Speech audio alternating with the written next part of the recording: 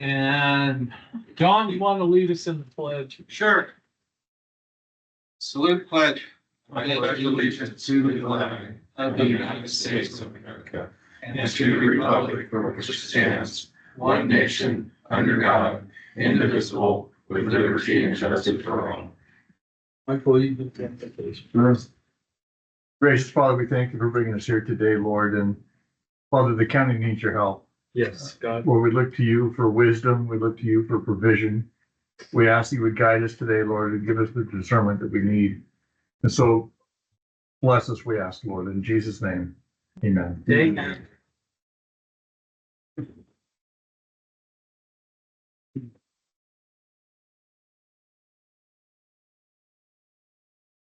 Okay, we're going to move on item 1. We had no closed session today.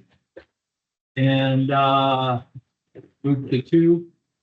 Agendize approval, any additions or deletions? There's no addition to the deletion, Mr. Chairman. I will move approval. Second. Okay, motion made by Supervisor Alba, seconded by Supervisor Bridges. Anybody from the public? Seeing none, we'll bring you back up here for a vote. All those in favor? Aye. Opposed? Motion passes. Okay, public comment. Is there any public comment that is not on the agenda? Please come forward. Good morning, gentlemen. Danielle Sanchez, Personnel Coordinator for Health and Social Services. I wanted to give you an update. I came before you on August 12th for approval of our fiscal supervisor job description. You guys asked me how long you thought it would take to get it flown and advertised. I gave you a rough estimate of 30 days. We were able to open the recruitment on 9/17. So it did take us 35 days, but it is successfully open. It is closing on 10/1. We have 5 vacant positions to fill. So if you know anyone interested in the fiscal world, please send them our way. But I'd also like to include that in that 35 days, it also included a process of creating an exam for those applicants to take when they are approved, consulting with a subject matter expert, and I was on leave for 2 of those. So I think we did pretty well in recruiting in the time frame we said we would. Thank you very much.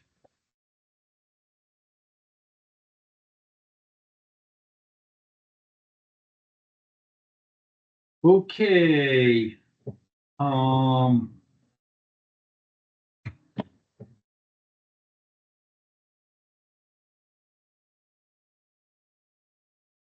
Unagendized reports by board members.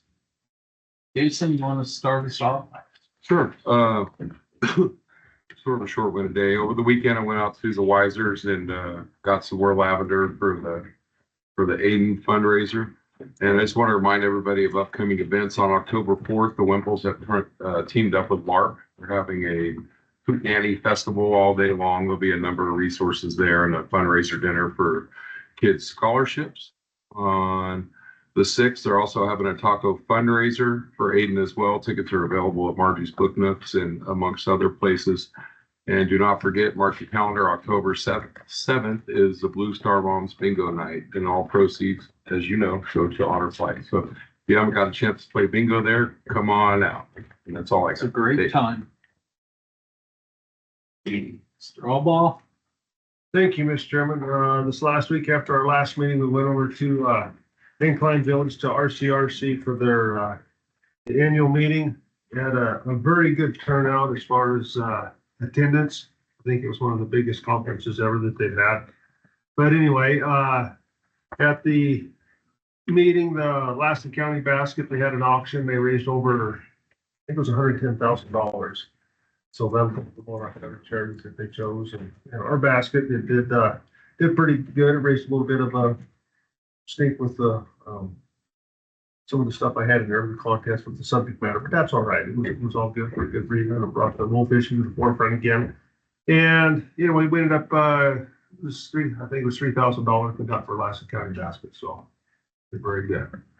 At the meeting, there was they had a good speaker. They had Mr. Ford. I'll let Gary talk about him. He did a very good job. and he can talk about some of the other, but anyway, at the meeting, there's a couple of the bills, the Senate Bill 777, or the 3 sevens, they're talking about on some of these smaller cemeteries, making the counties take them over, the maintenance of the smaller cemeteries, that's something we don't want to do. We can't afford to do that. There's Bill 1249, which is cutting of the senior meals. So you guys on PSA, if you need to be aware of that, because we don't want that.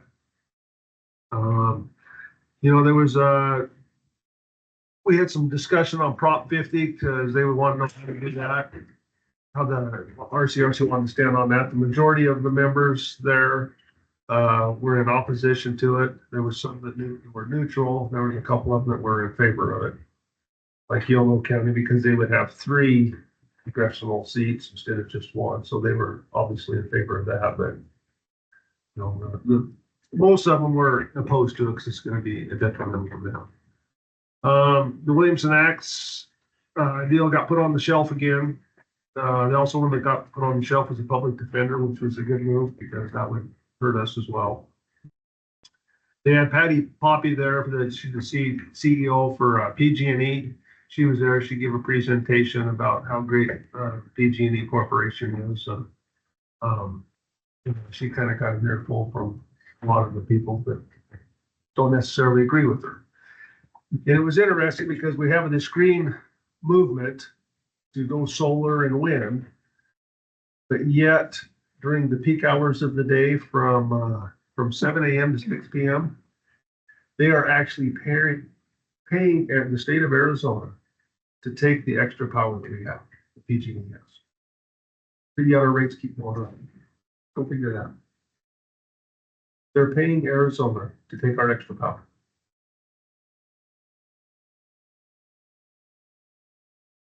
Isn't that crazy?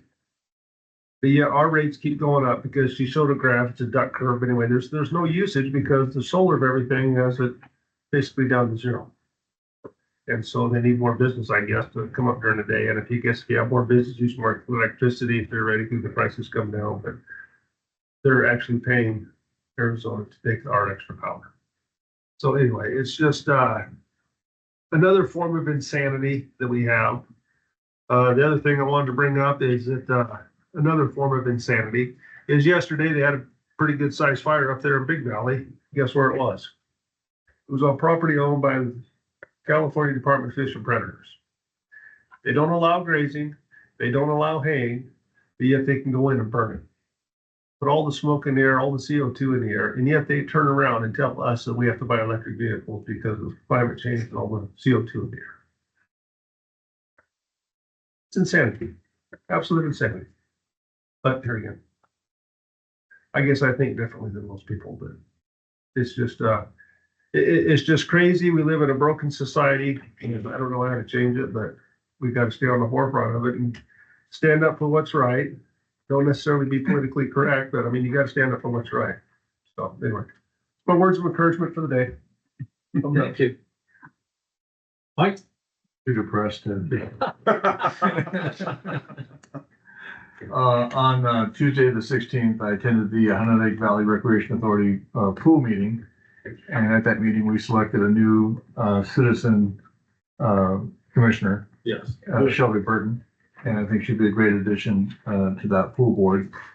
And then on same day on the 16th, I attended the Fish and Game Commission meeting and was disappointed that the state of California didn't show up and to give the report that they were supposed to give. Nathan, the wolf guy, bailed at the last minute. And then on the 7th, the prospective Fish and Game Commissioner for District 1, and he accepted, and so I'm looking forward to his being installed on the Fish and Game Board here in Lassen County. And then on Saturday the 20th, I attended the meeting at Pizza Factory regarding quote unquote New California, which is different than the state of Jackson or Jefferson. It was an interesting meeting. I'm not sure it's going anywhere just based on the way it looked to me, but we'll see. And then on the 22nd, I got to meet with Deputy CIO and get my questions answered about the budget. So I'm looking forward to that discussion this morning. That's it for me. Here, okay, as Supervisor Alba said, we left on the 16th after the board meeting and went over to RCRC. It was quite an event. There was a lot of people there. There was one speaker there that's probably one of the most outstanding motivational speakers I've ever heard. That's probably heard it with between 28 and 30 different motivational speakers, and he's in the top 3. And that was President Ford's son, Steve Ford. He had people laughing. He had people serious. He had tears running down people's eyes, their eyes. They were sweating. He was just an incredible man and down to earth. And I learned quite a bit about his dad. And I think everybody there did. It was just, I'd love to have him come and speak, but the county couldn't afford it, I'm quite sure. And I want to thank Supervisor Alba. You know, every year he puts out that basket for Lassen County, and he does most of it out of his own pocket. He raised $3,000 for the county that's the chair, and that was MODOC this year. It was kind of cool because they broke all sales records this year, and it all went to MODOC County for nonprofit, parks, whatever they decide they want to spend it on. But Supervisor Alba really puts a lot of thought into it. And I think that that's one reason that that basket brought over $3,000. They had no problem knowing that he's against the wolves. That was pretty obvious. Ray Charles could have seen it. But thank you, Aaron. I every year I go to that, it always impresses me, but you outdone yourself this year. You put a half a beef in there. You put in a whole lamb. He put in a lot of other things out of his own pocket. So I think we all owe Supervisor Alba a huge thank you for the representation you do. Thank you. Let's see, yesterday morning I went out to the school district and for a first 5 meeting, and we ended up not having a quorum, so rescheduled that one. And then I had a meeting with Jennifer Peterson at Lassen Intervention, and that was a little bit interesting. So I'll leave it at that. Thank you. Thanks. So, last week I attended the pool meeting too, and we elected Shelby Burton as the public for the board, and I think that she will be a good asset. And I also would like to thank all of the staff because we went through all of the budget and they put on a great workshop to help us to understand what's in this document today, and I can't thank them enough to for all of their hard work and effort that went on. It's greatly appreciated that we were able to sit down and go through this and answer all the questions. Sam stayed up late at night trying to prepare all the paperwork and stuff for us, and I appreciate all of the staff as they came in and we went forward and prepared this budget. You know, you guys took time out of your day to come and help us, and I want you to know that I deeply appreciate every one of you guys for taking the time and effort to try and educate me. And then tomorrow we are going to have a meeting with the PSA2 to try and move the, lunch program forward, so. And that's all I got. Thank you, everybody.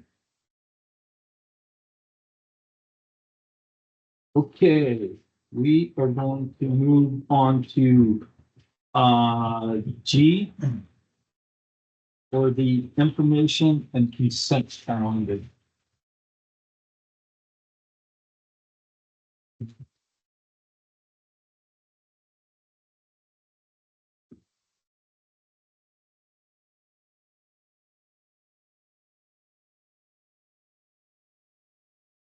I'd like to pull G3. Okay. On G3. Is there anything else?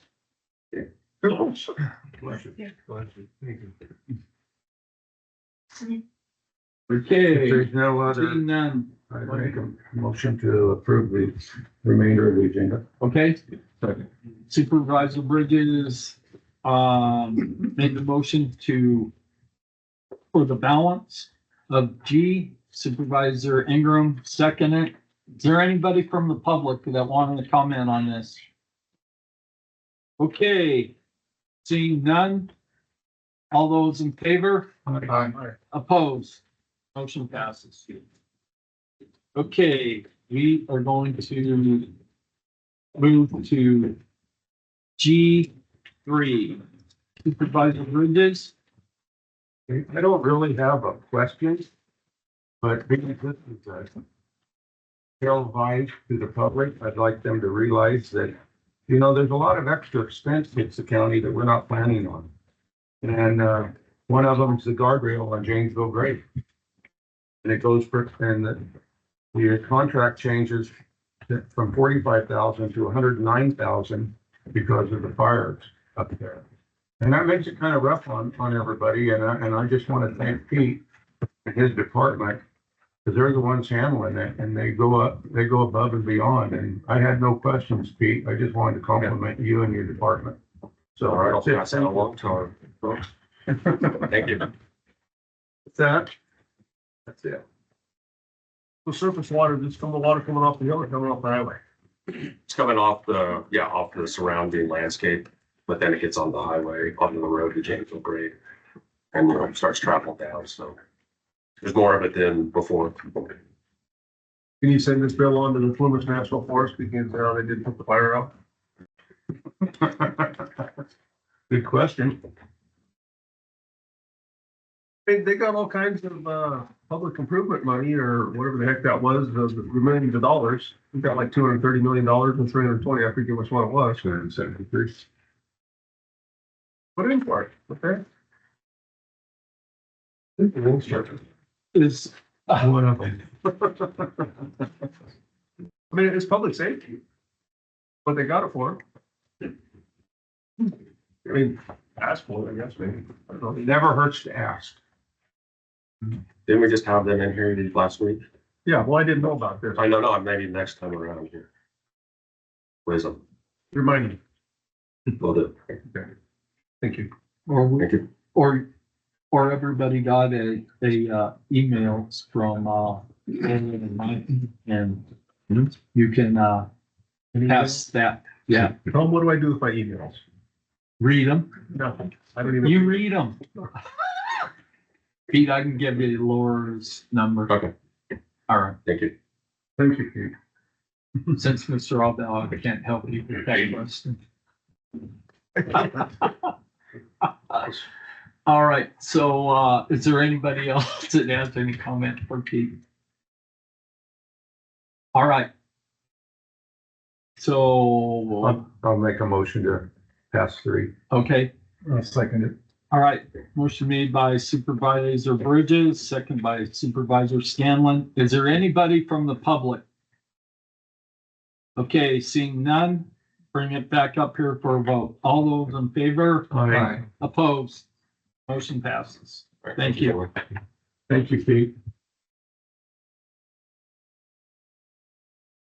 Okay, we are going to move on to H1.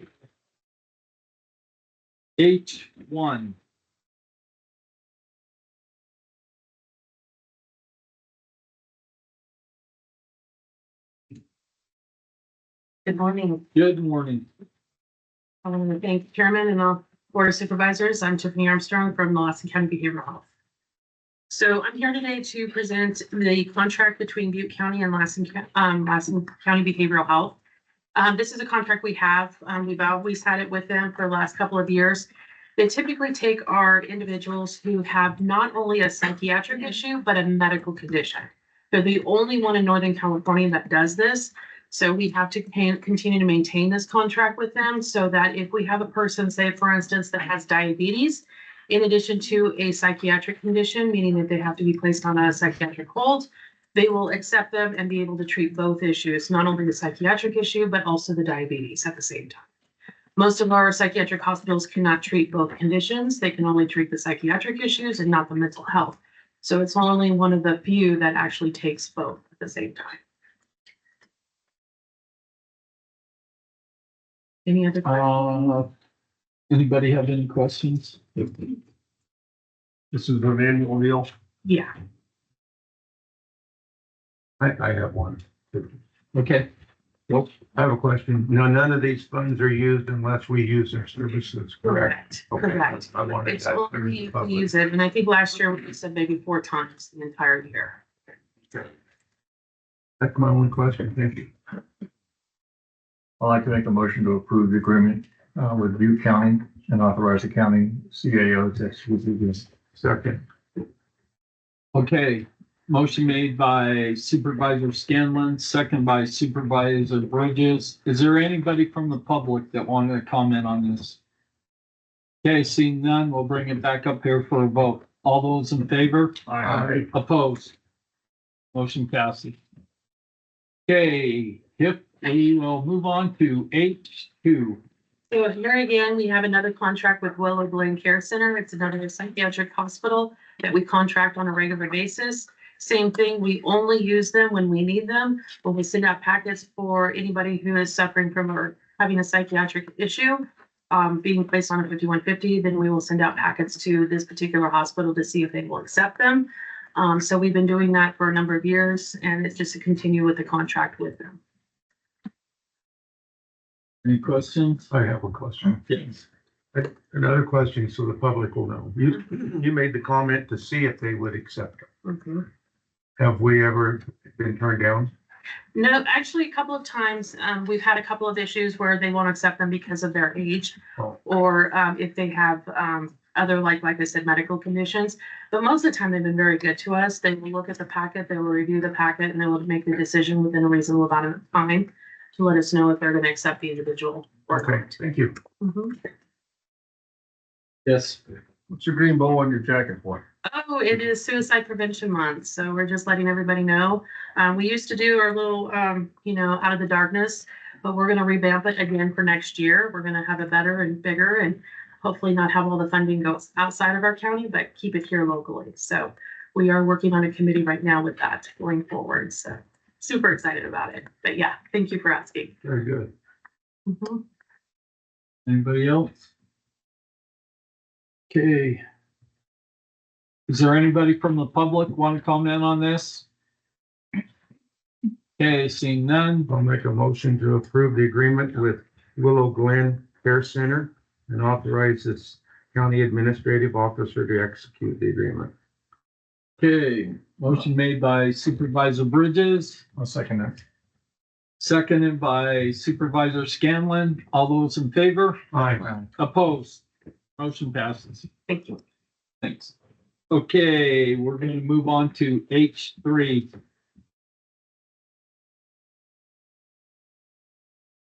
Morning, Mr. Chairman, members of the board. My name is Grace Poor. I'm a program manager for Lassen County Housing and Grants. I'm here to share an overview of a funding opportunity from the California Department of Housing and Community Development, which has been allocated to Lassen County specifically to serve youth in our community. This is continued funding for this program, which we've successfully implemented in the past. This year, we've been allocated a total of $36,208. This includes $26,645 in the transitional housing program, which we use to provide direct financial assistance to youth, particularly those exiting foster care or probation.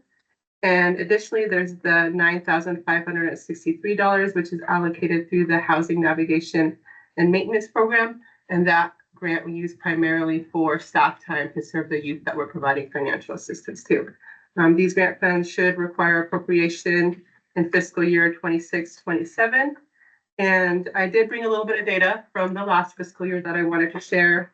In the fiscal year 24-25, we served 63 youth.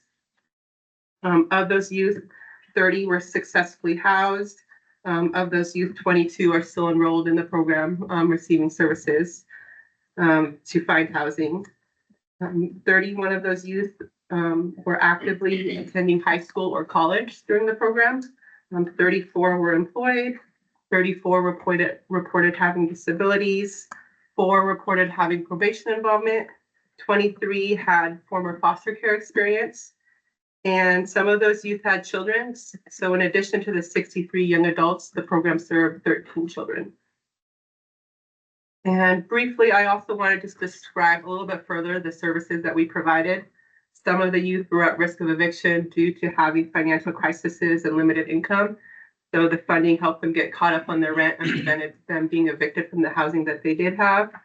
Others entered the program without housing, living in their vehicles, couch surfing, or on the streets. Those youth received housing navigation services, which include locating and applying for housing, advocating with landlords, helping them get the documentation that they needed to get housing, so birth certificates, IDs, social security cards. And throughout that process, young adults worked with our case managers to develop case plans, and those case plans address housing, but also things that help them become self-sufficient, like employment, education, healthcare, transportation, budgeting, and financial literacy.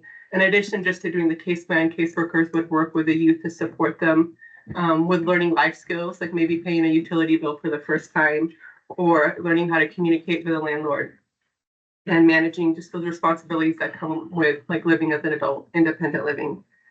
And finally, I also just wanted to add, because this is a short-term program, we don't provide ongoing financial assistance. We might help with a deposit, a first month's rent, utility costs, things of that sort.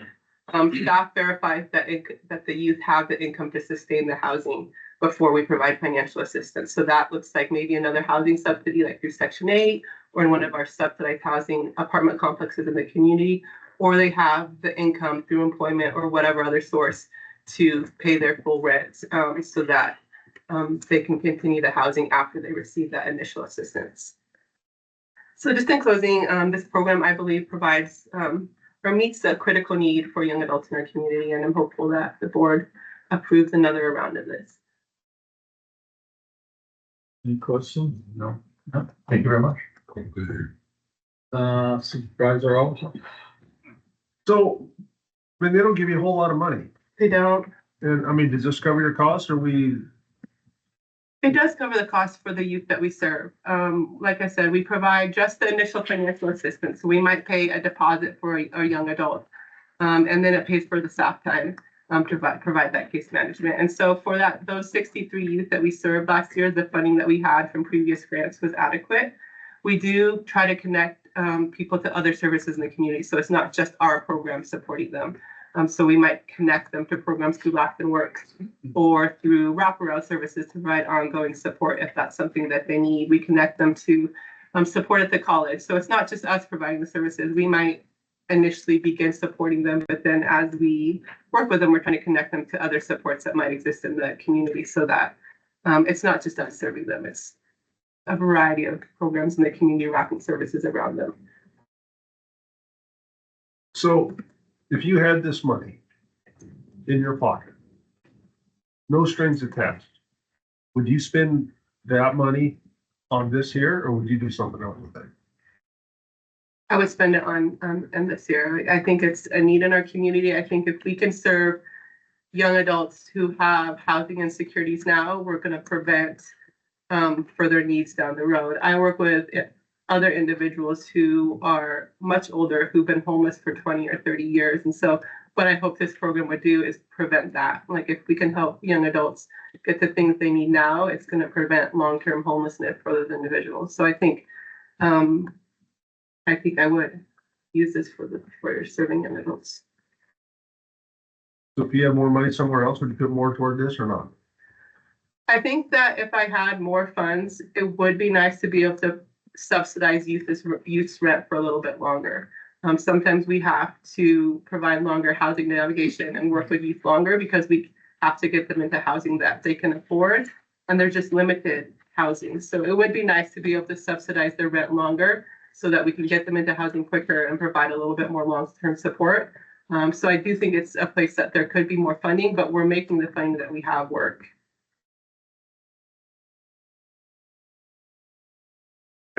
See, like the state just gives a lot of these programs, they give you just a little bit of money and expect you to. More than it. I just want to thank you and your team for helping out our youth that are at risk and coming back with some data. You listened to what we had last time and you came back with some hard numbers. I just appreciate your report. Yeah. We could do that. Did it? Okay, so what you're saying, this is a hand up and not a handout. Yes. And I appreciate that very much because working with the youth as much as I have, it makes a big difference in most cases, so. And I know you're really an advocate for this, so thank you. That's it. Anybody else? Anybody from the public? Okay, seeing none, bring it back up here for a vote. I'll make a motion to adopt the resolution and authorize the CAO or designee to execute the agreement. Okay, motion made by Supervisor Ingram, second by Supervisor Bridges. All those in favor? Aye. Opposed? Thank you.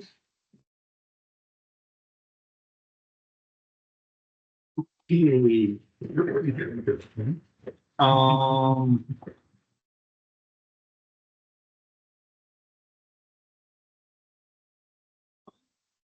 Well, we'll move back to the public hearing. On,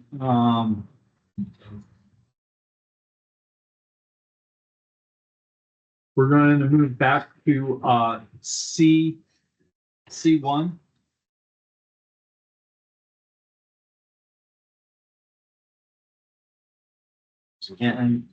And it's, the status of vacancies, recruitment and retention efforts. Mr. Chairman, board members, Regina Schaap, Personnel Analyst.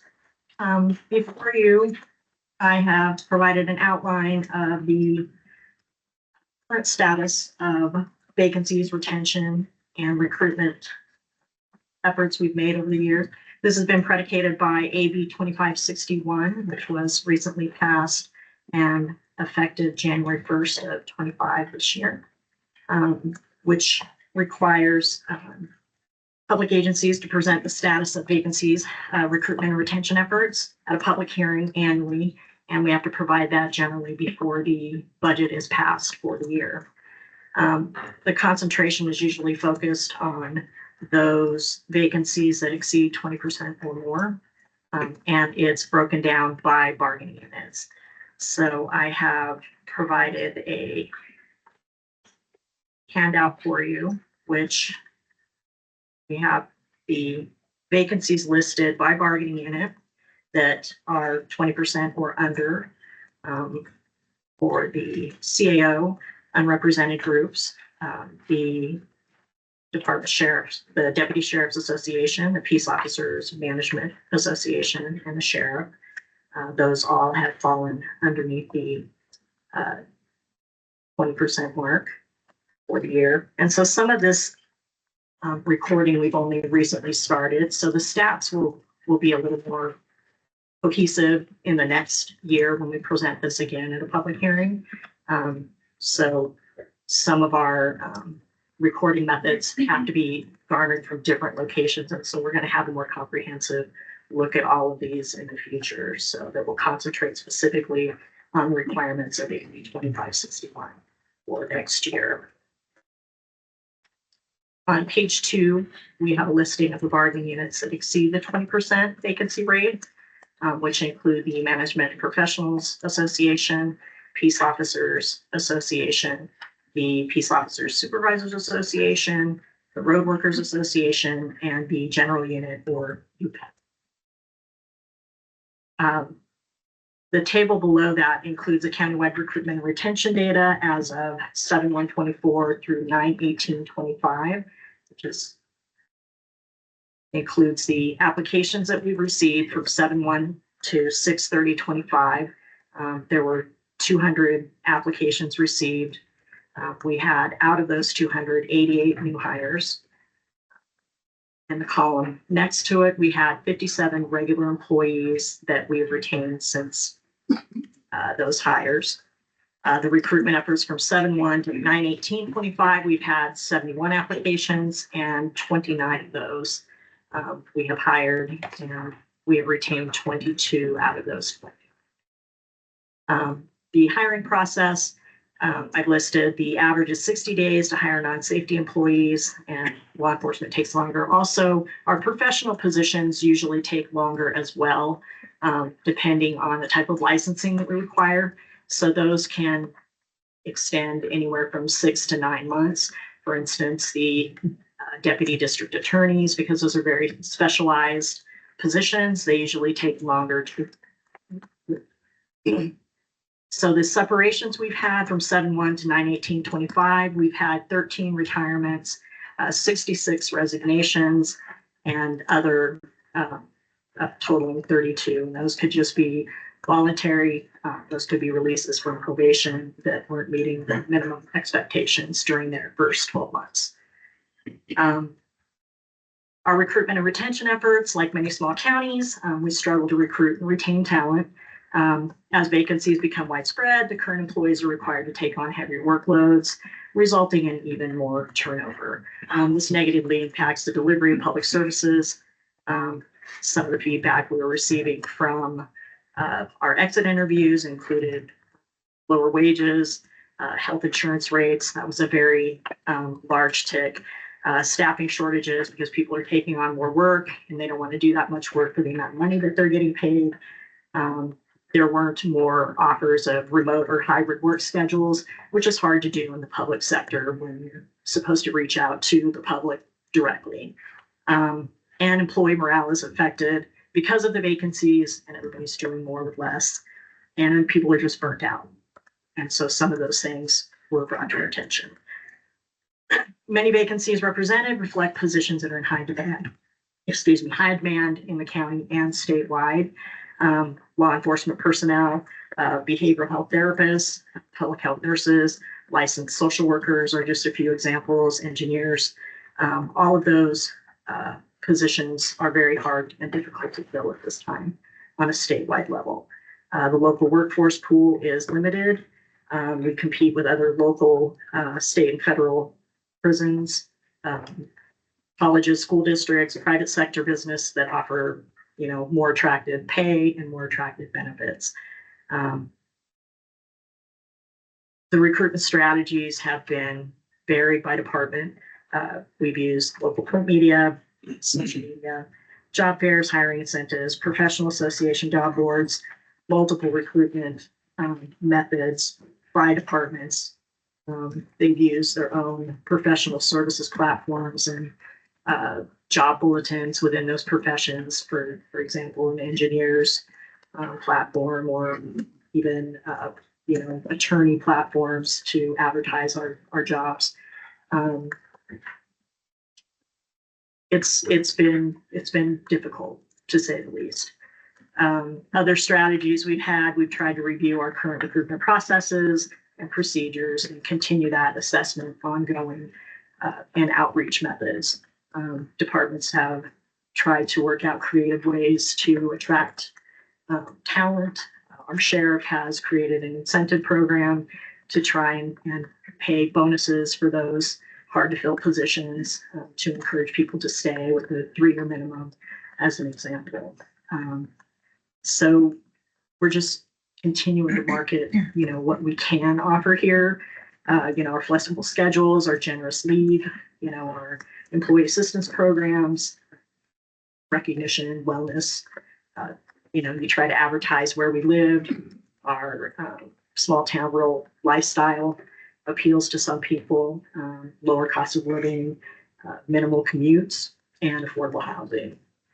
And so moving forward, we want to emphasize on communication, encouraging employee engagement, creating and fostering a more positive work culture and career pathways for training and development and mentorship so we can build and grow our own. So when our, smaller budgets may not support the higher competitive wages and benefits, maybe these other assets can encourage people to stay and to come here. And that concludes my presentation. Scary. Well, coming back from RCRC, this conversation I had with quite a few different representatives from different counties. And every rural county in California is having the same issues. And I want to thank you and all the department heads for everything they've tried to do and are trying to make things work. It's puts everybody between a rock and a hard spot. And I think this board realizes it. And welcome to rural America with a state that has a thumb on you that's pretty heavy. So that's all I have to say. Thank you for your work, Virginia.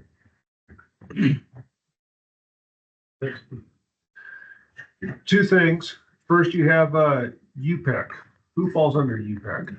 Those are our general unit employees, our clerical, accounting staff, some of our integrated caseworkers, our community social services workers, all fall within that unit.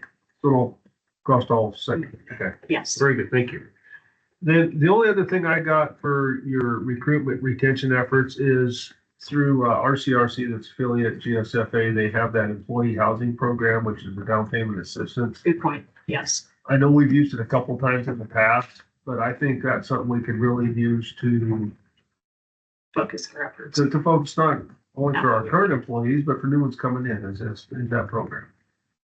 And I think we really ought to start pushing that more. I know Tulare County, they've really utilized it, but of course they're a lot bigger county, but anyway, I think that's something we could use. But other than that, nice job presenting this. It just goes to further, like Gary said,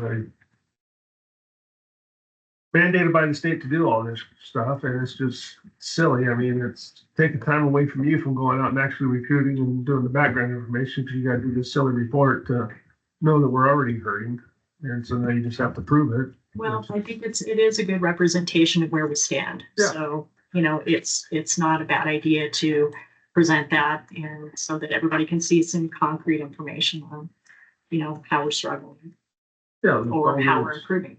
which goes back to the budget. I mean, how big is our budget, and how much do we have discretionary, and how much of it's mandated? I mean, anyway. I'll leave it at that. Anybody else?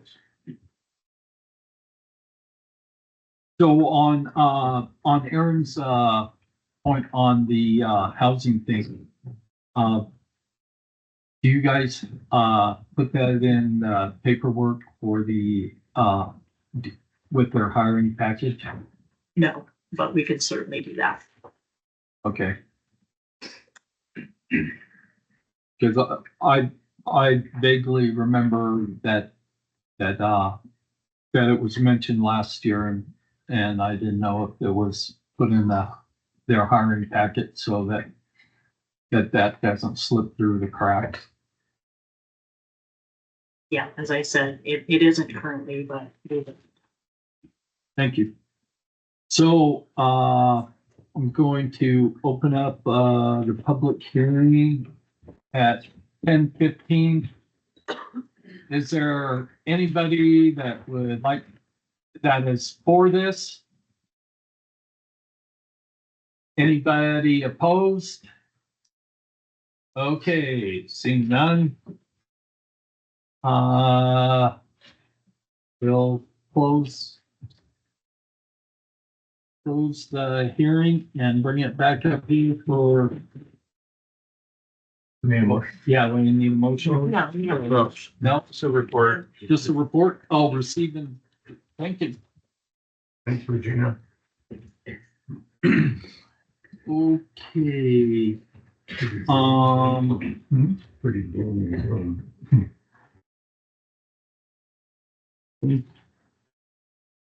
We'll move to, the C3 or the, Honey Lake Valley TV. You'd have to recess from the Board of Supervisors and convene as the Honey Lake. Do we have to pass regular budget first or no? Do you want him to pass it? I would prefer you take Honey Lake so that they can vote, please. That's what I thought. Okay. And do the, Beaver right after them? You can Right. take Beaver at the end. There's no one here for that where it's just us. So, but we just be confident or cognizant of our special district.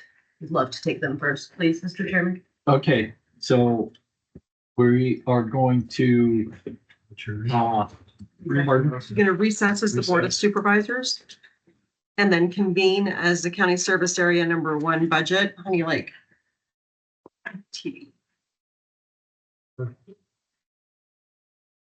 okay, so we are recessing as the Board of Supervisors and coming back in as the Honey Lake TV service. And These budgets are in the front of your guys' binders and Yeah. packets. Got it. Thank you, Sam.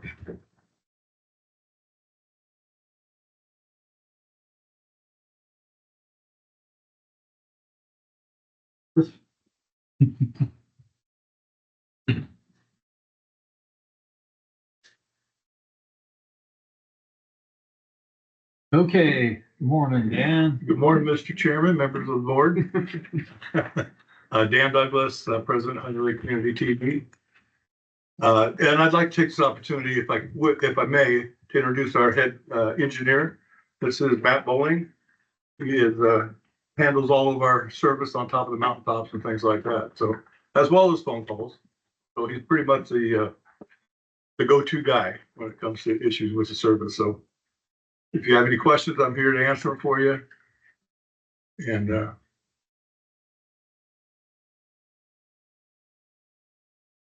I've got a question. Okay, Aaron, and then you. Dan, let's see here again. yes, sir. So just out of curiosity, how come your office expenses almost doubled?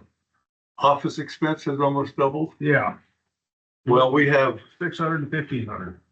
we transferred a lot of the like QuickBooks and things like that to the office line item. They were on special departmental expense. And that's the monthly fee that we pay for the service for QuickBooks. That's increased the budget to that amount. Okay. All right, very good. And then, so you got your transportation and travel, that seems like it's up quite a bit too. That is actually the same as it was last year. And you put it in there, but you don't necessarily use it all. Yes, that typically is used for the convention, National Translator Association convention that many of us attend. And we present at that convention as well.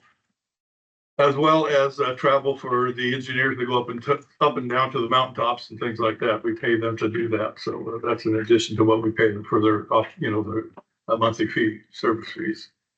Okay. Last year, it looks like they expended close to $3,200, so they were well under budget. Yeah.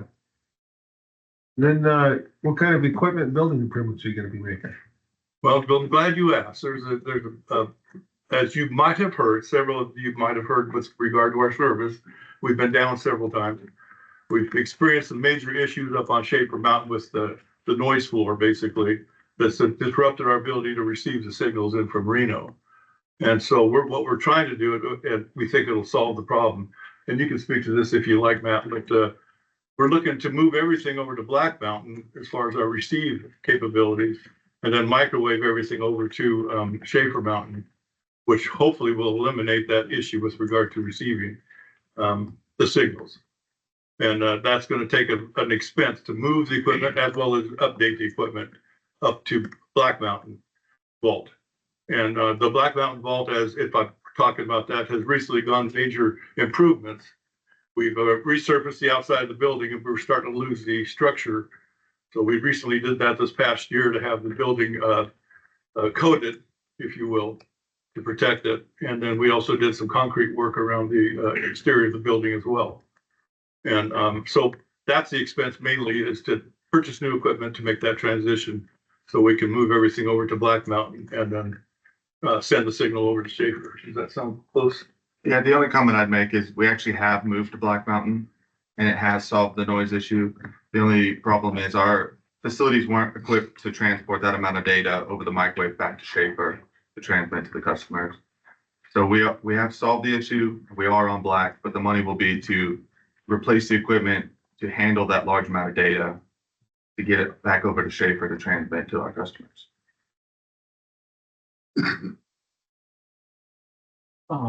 Mike. Just one question about the user fees. User fees, yes. $25 per single family unit and then $10 per multifamily unit. Yes, that's my understanding, yes. We don't set those fees. That's set by the county service area one, the board. Well, I'm just trying to figure out why it's cheaper for a multifamily unit than a single I family. think that's for apartments, Okay. for each apartment unit. Jason? And so you think once everything gets transferred over, then that'll correct the signal issue everybody's experiencing? Yes, we've already done a lot of that transition now, and we've run it for the past 6 days now, and it's been actually rock solid. Oh, good. So we haven't seen anything. Now, I've been following a lot of the social media stuff because we're getting a lot of feedback from that. And so I try to address those as I can, and I haven't seen anything since. So that's good to know that. We do update our website on a daily basis of any news that happens with the service. And then, of course, we have the phone access, but that's not manned 24 hours a day. That's typically an answering machine. If they leave a message, we will certainly call them back. And I just want to thank you because, you know, I always have, Yes. my constituents are always calling me about the issue. So I thank know. you for always being available. I know, and I apologize for that, but we're doing our level best to make sure we get that signal solid. It kind of degraded on us when we started developing that noise floor issue on Schaefer. And so we think this is going to resolve that issue. And we think, for right now, like I said, it's running pretty rock solid right now, so knock on wood. We do still have it on channel 8, which is still being received on Schaefer. Part of the equipment is we don't have enough bandwidth to get 8 over to Schaefer, so it's still on Schaefer. Yeah. So channel 8 will still see degradation until we can get those improvements in and get it received on Black. Okay. I just wanted to say thank you, because last year you were talking about, you were about to lose your building on Blacks. And I want to thank you and your department for everything that you stepped forward, took care of, and even done more now that you're moving everything over there and microwaving it back. So Thank you. tell everyone on your crew, I said thank you. I'll certainly do that. Thank you. So what is the noise level or whatever? When the wolves howl, they're It's the woo magic stuff. howling their favorite. Disregard that comment. Answer mine. I have a pretty good analogy for that. So the noise floor, I like to think about as like the noise level in a crowded bar. And it's electrical noise. And the louder the noise floor, the harder it is to understand the person you're having a conversation with. Problem is, we're receiving these signals from Reno 60 to 80 miles away. And as this noise floor has increased, we see the signal, but we can't, what we call demodulated. We can't make out what's on the signal. And that's come from, Schaefer has become more and more populated over the years. Federal and state public safety, county, cellular providers, all contribute to this noise, interfering with each other. Some don't have great filtering, some do. It got to the point where we couldn't find an answer to the problem. And if we did, we didn't know if it was just going to come back a few months later. So we decided to just get away from it entirely, moving forward with the best interests. So, what about all of those companies wanting to come back into Blacks Mountain? What's gonna happen then? if Verizon and the Forest Service or whoever's using their vault up there decide to move to Black Mountain, what's gonna happen then? I'm only familiar with maybe one cellular company trying to come back. I know Forest Service is already up there, but they're kind of separated one peak over. My concern isn't too high because if it's just a cellular, that band isn't, they're very good about their filtering. Their band is well separated from ours. But I just think it's a mix of so many different agencies because the noise can interfere with 3 or more sources and create a new noise. So if it's one person coming in, we can handle that, easy to troubleshoot. But when it's so many different players, that's much more difficult. So who owns that vault on Black Mountain? The county. All the vault is owned by the county. Property. So we do have so we are not having to, keep moving this equipment around. We have an option to limit the amount of equipment that goes in that building Certainly. or, Yeah, it's up to the county who goes in that vault, and so right now, the only people in there is Honey Lake TV And the sheriff. and the sheriff, yeah. that's all the questions I have. Okay, so, we're gonna open up the public hearing. It is at, 10:27. Is there anybody that's for this? Anybody opposed? Okay, seeing none. We'll, yes, I'd like to make a motion to Close adopt the the public hearing. resolution. I gotta close. Is this board? He said. Oh, okay. That, I close the public hearing and then, So we're making a motion as the. Yeah, okay. Make a motion to adopt the resolution approving the 2025-26 County Service Area Number 1 budget, Honey Lake TV, an amount of $144,933 and adopting the 2025-26 emergency fee in amount of $25 per single family and unit and $10 per multifamily unit. Second. Okay, motion made by Supervisor Scanlon. Second by Supervisor Albaugh. All those in favor? Aye. Opposed? Okay, motion passes. Thank you, Dan. Thank you, guys. Thank you. Have a good day, young man. Do the same. Thank you. Good morning. All right, and then we're going to, come back in as the Board of Supervisors. Yes, you will adjourn as the Honey Lake TV. I'm gonna and adjourn reconvene, as the Honey Lake TV CSD, and reconvene as the Board of and Supervisors. reconvene as the Board of Supervisors. And we are going to take a 5-minute break. Sir. Well, you didn't like my whole With the wolves. She does.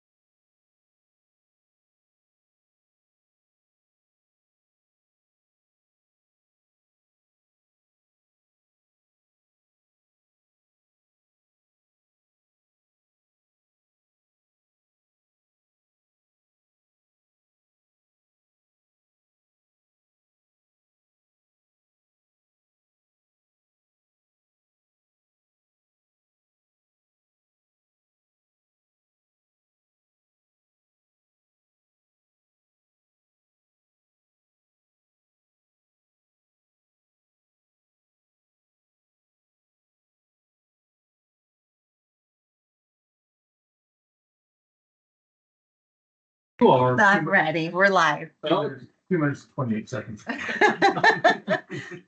okay, we're gonna come back and we're going to move on to the C2 public hearing, the financial year budget hearing and adoption. Mr. Chairman, thank you. Today represents a whole bunch of work by staff and also by the board, and appreciate the collaborative effort that we've taken over the last couple of months. We'd love to be here sooner. Every year we say that, but we strive to do that, and we'll strive again for next year to be a little more prompt. But anyway, so just again, want to thank the board and thank department heads. This was, as you will recall, every year there's a cautionary tale of the budget is getting harder and harder to achieve balance because we have operated on a lot of one-time funds, from Dixie to opioid to all kinds of different things. And so our ex-budget analyst slash deputy, who likes to be called chief, was put up against the wall and had to really, scrape together the budget and work with department heads. And we have an additional challenge working through our new software system, Tyler, and it really doesn't like the old paradigms, and so it really asks for a very precise prediction by the staff, and not utilizing vacancy savings the way we used to. So it really is a very more transparent budget than years gone by, because we're not including that kind of information. It's really telling you what it really is, which is a good thing. But anyway, I'll yield the floor to Sam, the budget guru, but I want to recognize the board. I want to recognize department heads and all the employees that it took to get here. And most importantly, Sam, who put this together and spent very late nights at work, although that is her way. But I really appreciate her hard work and effort in this. So I'll yield the floor to Sam. Thanks, guys. So we have a very status quo budget here. We were able to pass. I want to thank department heads for coming to the floor and helping us to find a balanced budget. They were able to make cuts that they felt they could continue to provide their services with. So thank you, department heads, for coming and being good team players as always. Thank you for coming and doing in-depth presentations. That was very helpful for our board members and for ourselves to understand that budget. So thank you to that. There's one minor change that I'll bring up towards the end. It's only in the FTE sheet. It's a custodian that I forgot to put in there. It should be 3 FTEs on page 2, and that is the custodian, the HSS. Accessibility shortcuts. So thank you, HSS, for that. So we forgot to put that one in. So that's just one minor change that I see that needs to be in there prior to adoption. And then with that, we will entertain any questions that you guys have. I also want to mention that the process that we took to get here we had meetings with supervisors and with the different departments, and we called it Budget 101. And we attempted to start at the basement and really just, establish all the acronyms, all the phrases that might be foreign to many of us, and all the way through to understanding how it looks when you look at it in Tyler versus the old version. And that was, I think, a very beneficial process that we went through. I hope it was for the board. And then also the workshops that Sam and myself were in this room and in other rooms, just going over with the department heads in front of at least 2 of you, and it was recorded, and so everybody got to look at it. And I think that was a good paradigm, and I hope to repeat that next year, just earlier. That's fine. I really appreciate the budget process that you brought us through, and all those department heads that came in and made their presentations. For me, the first time through this, I watched it last year from the audience and was appalled at how the binder was just presented on Friday, and we had a couple of days to look through it. And I got to go through the process and learn it from the ground up and hear input from all the department heads and actually got to know the function of the county a lot better through that process. And then having the binder now for give or take 2 weeks and chances to go through that, I found it very helpful. I feel very confident in voting on this today because I can vote from a position of understanding and knowledge as opposed to trusting somebody else and taking their word for it. And so I appreciate having the firsthand knowledge. I have one little observation, and I think it's just a typo. But on the recommended revenues and financing sources on the second page, at the bottom of the page, and it's 100, and it's I think the count 0602 federal Taylor grazing. And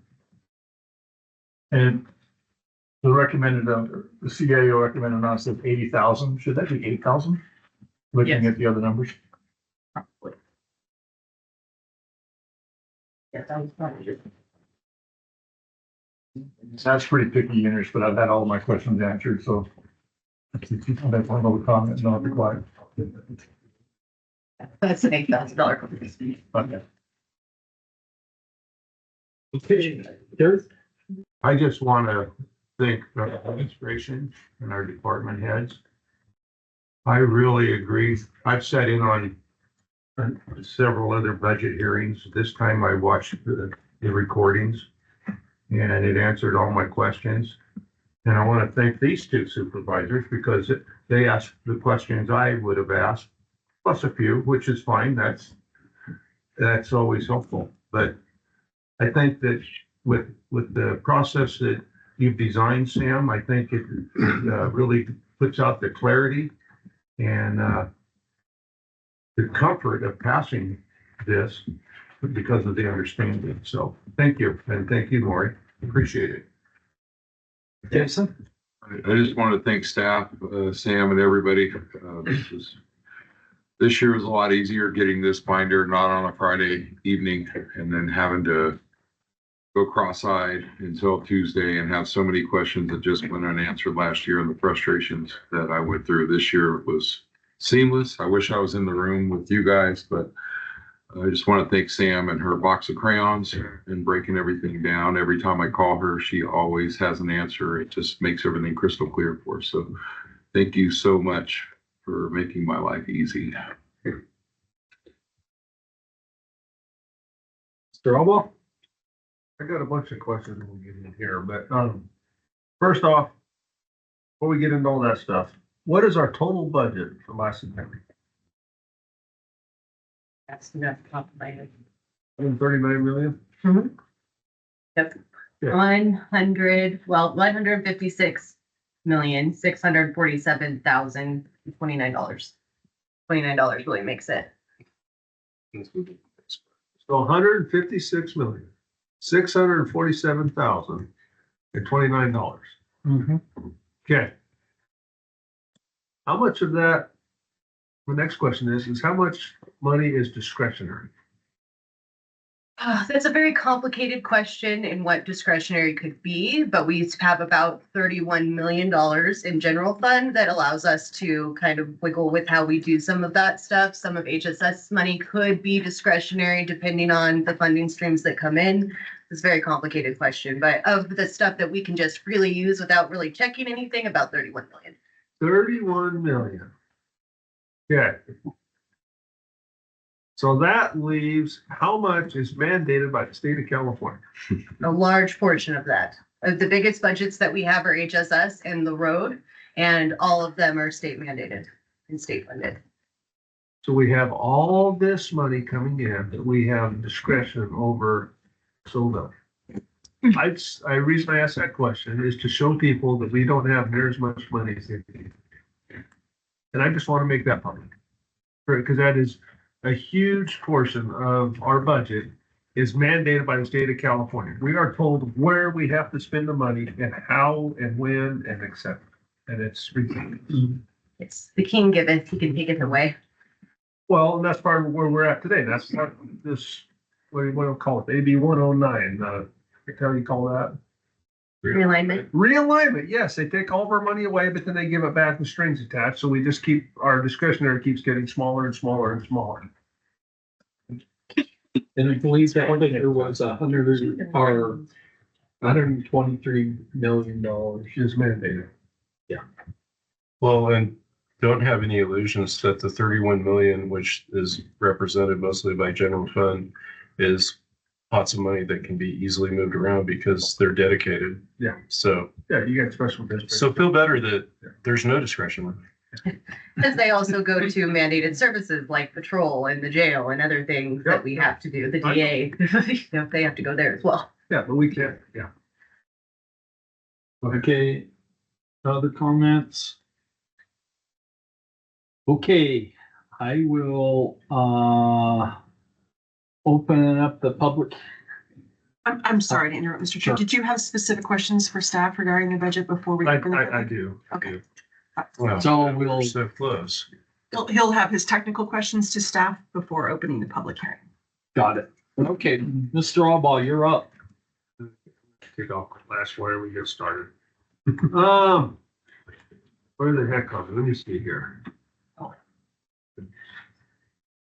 Let's go on down on the very front. Oh, where the heck we have here? Okay, On the fund summaries. Tab and page number. There is no, it'd be tab one. the revenue by fund, correct? What? Yeah. Says fund summary. All right.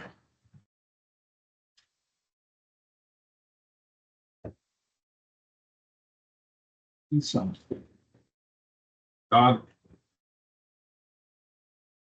This here is, so going down to the natural resources fund. This is fund number 141. Yes. How, I mean, it's changed quite a bit over the years, and I'm just curious on why that is. It's Matt's. I can answer that. Okay. It used to be funded, it's not now, so that's a thing. It's entirely general fund funded now. Used to have a partnership with the BLM. Sometimes we would, kind of work some stuff out, and with the LCTC as well, would contribute tax, it was three-way partnership. Over the years, that is, fallen away, so we're left, funding it entirely. Okay. I'm gonna say us, the county, general fund. Then if we go on down to 163.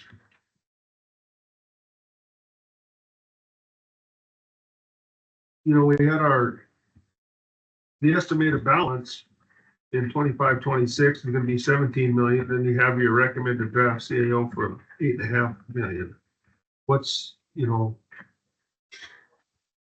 why is that discrepancy in that one? The fund balance is 17 million, so then they also pulled in about $23 million in revenues, because that's a realignment fund. There's a lot of money that comes into that. And then they are asking to spend 8.5, which leaves them with 15 million.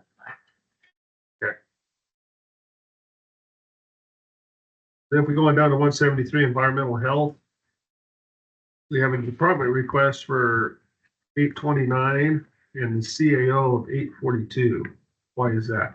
There were some numbers that changed in that, such as the 87 and the insurance. Some of those costs went up from the time that planning is very timely. So they had turned in their budgets very early. So when we went back through with PC costs and whatnot to balance them in the budget with the numbers that the auditors provided, it was just minor changes. Okay. Then we move over, turn the page to Homeland Security projects. What the heck are those? Homeland Security projects in the 185, we run most of Silas's grants. Silas obviously is an amazing partner for us, so he goes out and gets a lot of grants. We run most of them through there. So we'll see a key card reader being paid out of there. We've seen IT infrastructure being paid out of there. It's just grant projects. So any grant projects that you think we're going to get in the year, we put into that account, especially that go towards the public safety. So we paid for SWAT equipment out of there. It just kind of depends on what the grants are that are available to Silas under that funding stream. Okay. That's a masticator and all of that. The masticator is in his 136 account, but yes, same idea. He operates largely in the grant world. Brings a lot of money to us. Then we go on to revenue by fund. You have the Fund 100, budget unit 031, 87 cost plan. We went down quite a bit. How come? That number goes down. Probably because I didn't time study as well as I should. So that's all based off of time study. So myself and Tony could time study to it. County council can time study to it. But in particular, in admin, it would have been mine and Tony's. And so it just depended on the amount of work that we were doing. If I was doing largely budget work, that is not going to be time study eligible. So it just depends on the scope of work that we're doing, whether or not we can get reimbursement. So our time studies just went down. Okay. I will work really hard to get them back up. Okay. On budget unit 081. This is for other sales. You have 15,000 and you have the CAO recommended of 22. I looked at a lot of actuals, and if they brought in more revenues last year, I talked with department heads and we found places that we thought we could raise them a little bit. Okay.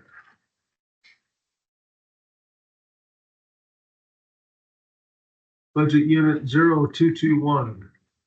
You have 70,000 this year. There's never been anything in this past. This is the CSS MOU. That is what I spoke about earlier. So HSS has been kind enough to help us fund another custodian. So we specifically earmarked it outside of anything else so it didn't get mixed up. And that was the amount of that MOU to hire the extra custodian for Public Works. Okay. Going down to 100, 281 again, you have the 87 cost plan. It went up quite a bit.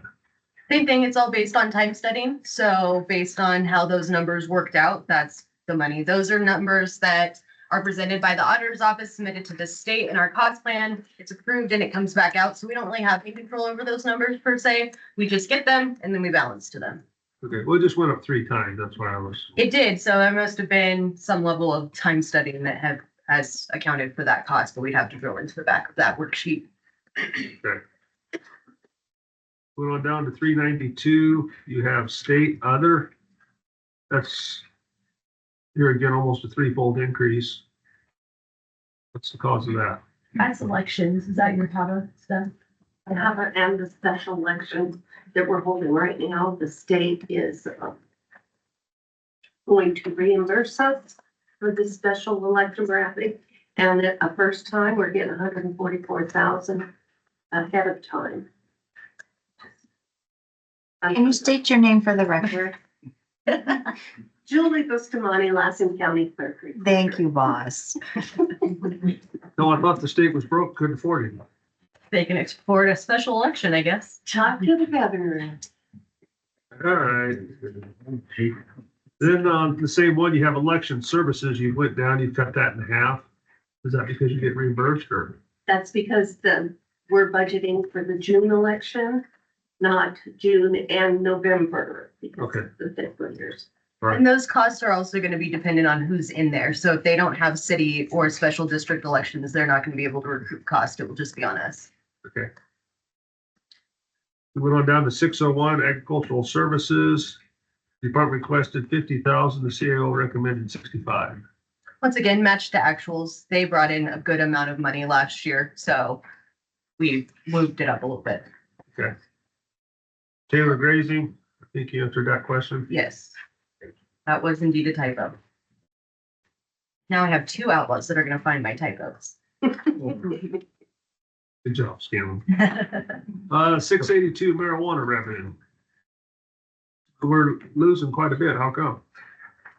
I think that we all thought that, well, not we all thought maybe, but that everyone thought it would be a cash cow to potentially do this, and it's not. So we go out and we do these activities, and that type of abatement revenue isn't really coming in. And the only money that we're getting for marijuana revenue in both of those accounts is from the dispensaries, and the large majority of it comes from Canada Junction. A very small majority of it comes from, I think, the Westwood dispensary.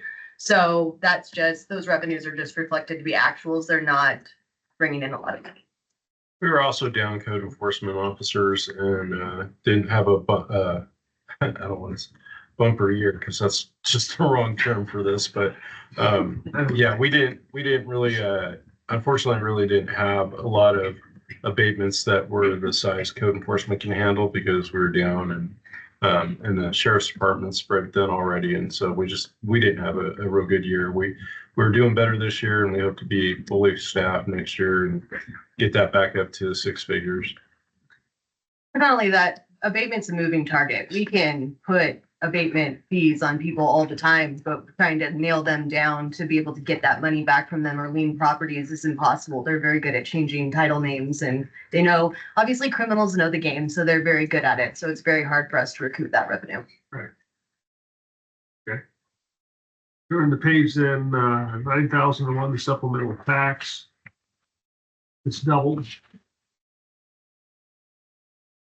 What doubled?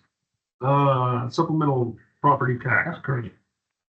Went from 40 to 80. Yeah, after the assessor and I had presented on his budget, we talked about it and we do see a growth coming in. He was very conservative in his amounts, but upon talking to the assessor and looking at the actuals, we both felt comfortable moving all the property tax up by at least 1.5%. So they all went up pretty significantly, but we are confident that that money will continue to come in based on last year's. Okay. Moving on down, timber tax. Yes. God, are we cutting more trees or what's the deal? Sure hope so. Once again, match that to actuals. So I think with all of the fires, they've been letting them get back out there a little bit more. So we're hoping that we'll continue to see that be revenue or steady revenue as well. Well, I hope so, because they cut SRS, so. Right. Something. All right. Moving on down. 104, 322. Went from 20,000 down to 10,000. Charges for current services. Yeah, we moved some of that money around based on what we were actually recouping. We had put money in there before for departments to pay into it outside of their ISD-based charges. And we have now pushed a lot of those expenses back out into the budget. So you'll see those expenses actually in their own budget. So like elections was in there before, and now elections is just taking that hit in elections. So that's why that has decreased.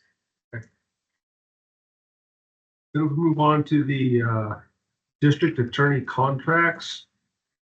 You don't have any department requests, but you have large sums in the CAO recommended. That's in the victim witness grant and. Oh, that's just a typo. I received both. I just was going too fast. So there should be numbers in there for the. Yeah, and they're exactly the same. So they work in the same way that child support does. They get money directly from the state. They balance exactly to what their allocation was. So the CAO recommended is their department request. Okay. Going down to public health, you got the career ladder. There was been nothing in the past, but there's 280,000 there now. Natalie, you want to speak on that one? Yeah, let me do more. It is a grant program that they have. It's new funding that they're trying to use for training and such. It also is a program that they use to hire and to train their nurses. So if they want to go from being LVNs to RNs, they can go through that funding stream. So that has increased. That is a new funding stream that they have, but they are utilizing it. There is at least one nurse utilizing that funding. And then our prior public health director was also looking at paying for staff training out of there. Okay. Turn the page to 110, 731, the immunization assistant grant. It's way down. Is that because the grant money is about all spent? Which one? Which one? Immunization assistance grant. A lot of those we lost with this new, so public health took a huge hit with the change in administration at the federal level when they got rid of SRS. They also got rid of a handful of public health grants. So a lot of their funding was hit because of that. A lot of it just stopped or it was used for other stuff. We're seeing them pull back a lot of the COVID response and such. We also got a whole bunch of different changes in there from previous years. As you go on down through that list on the state and federal, it's amazing. Well, they're pursuing new ones. They lost 5 of them. So they're, desperately working to try to get new funding to come in. They just lost SNAP Ed. Lost SNAP Ed, also we lost the COVID funding, depending on what the public health emergencies are. it is gonna increase our revenue. So there's also revenue from the monkeypox, public health emergency in the past. So, we're seeing the decline in those emergency funds, which is impacting our revenue streams this year. That's Natalie. Rick. I was just gonna say. Our budget. Natalie Ruker, interim public health director. Hey, so staff, if you have any, come up to the podium, please. I'm saving them, Tom. No, I'm just kidding. And Sam, maybe we need you to stand. I know. I sat up here on purpose so you couldn't make me stand this time. Podium doesn't have enough room. If we move on to, California Children's Services, this is the 110,941. You have state other. Last year you budgeted 400,000. The budget final was 3.2 million, then you only have 400,000 again this year. What's, 110,0941 is housing.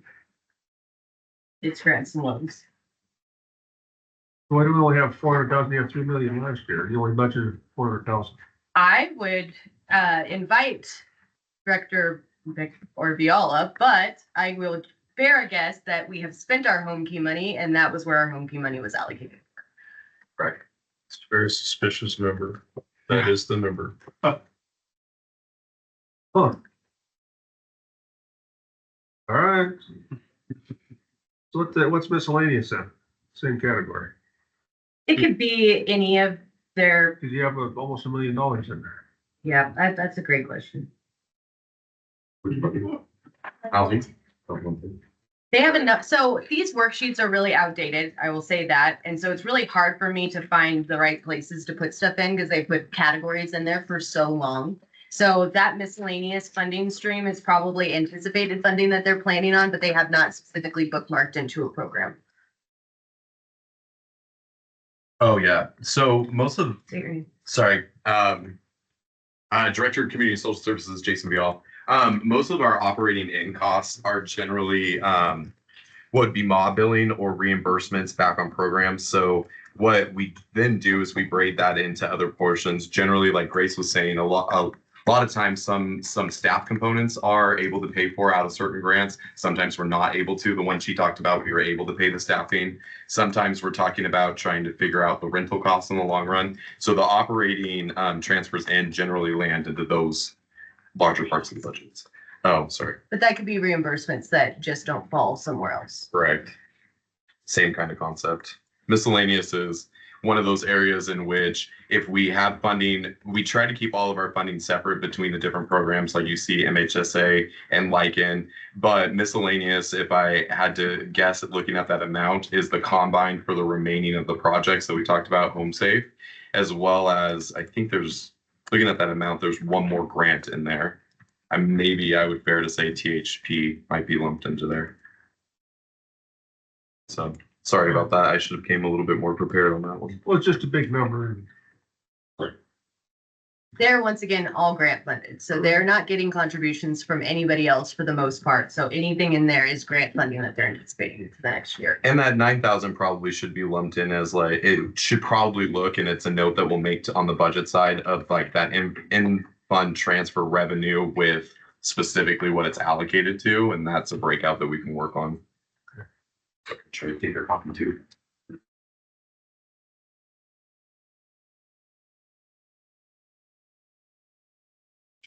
Under cumulative capital outlay, this is 120,852. This is the public assistance ADM. So previous year you had 3.2, actual was 5 million. This year you only have 2 million. What are they cutting there? You're in which section? His ACO is 119. Is it welfare administration, the 120? 120, yeah. 0852. Oh, yeah, sorry, my bad. So it went down. They are, if you can see, they broke that federal out with their realignment to better allocate for the way the realignment was coming in.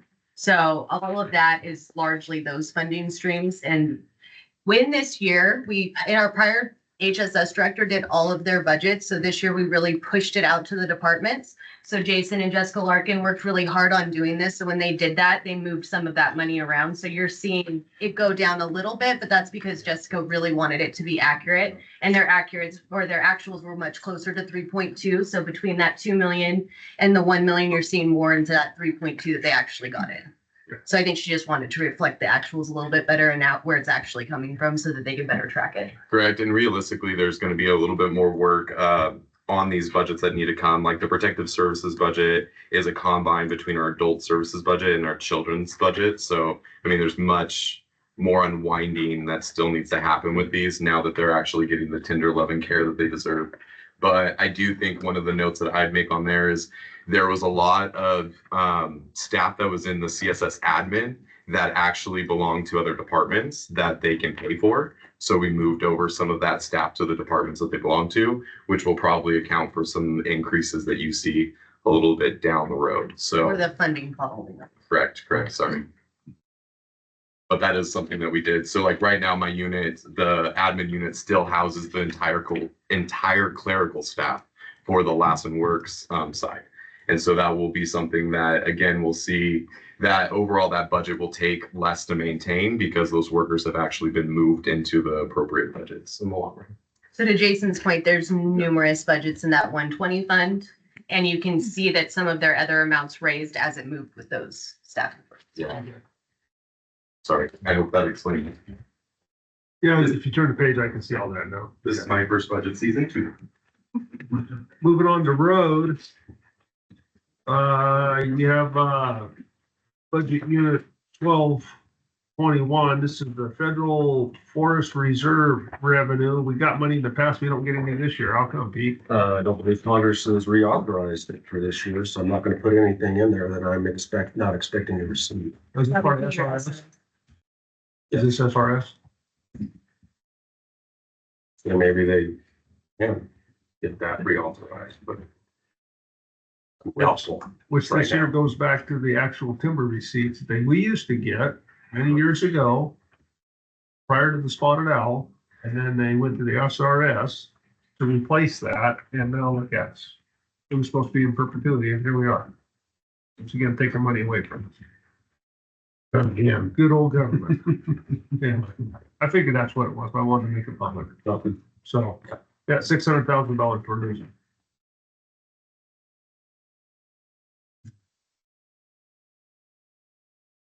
Sheriff's Department. 0522, you have state other, you have 277,000, Yes, brand new this year.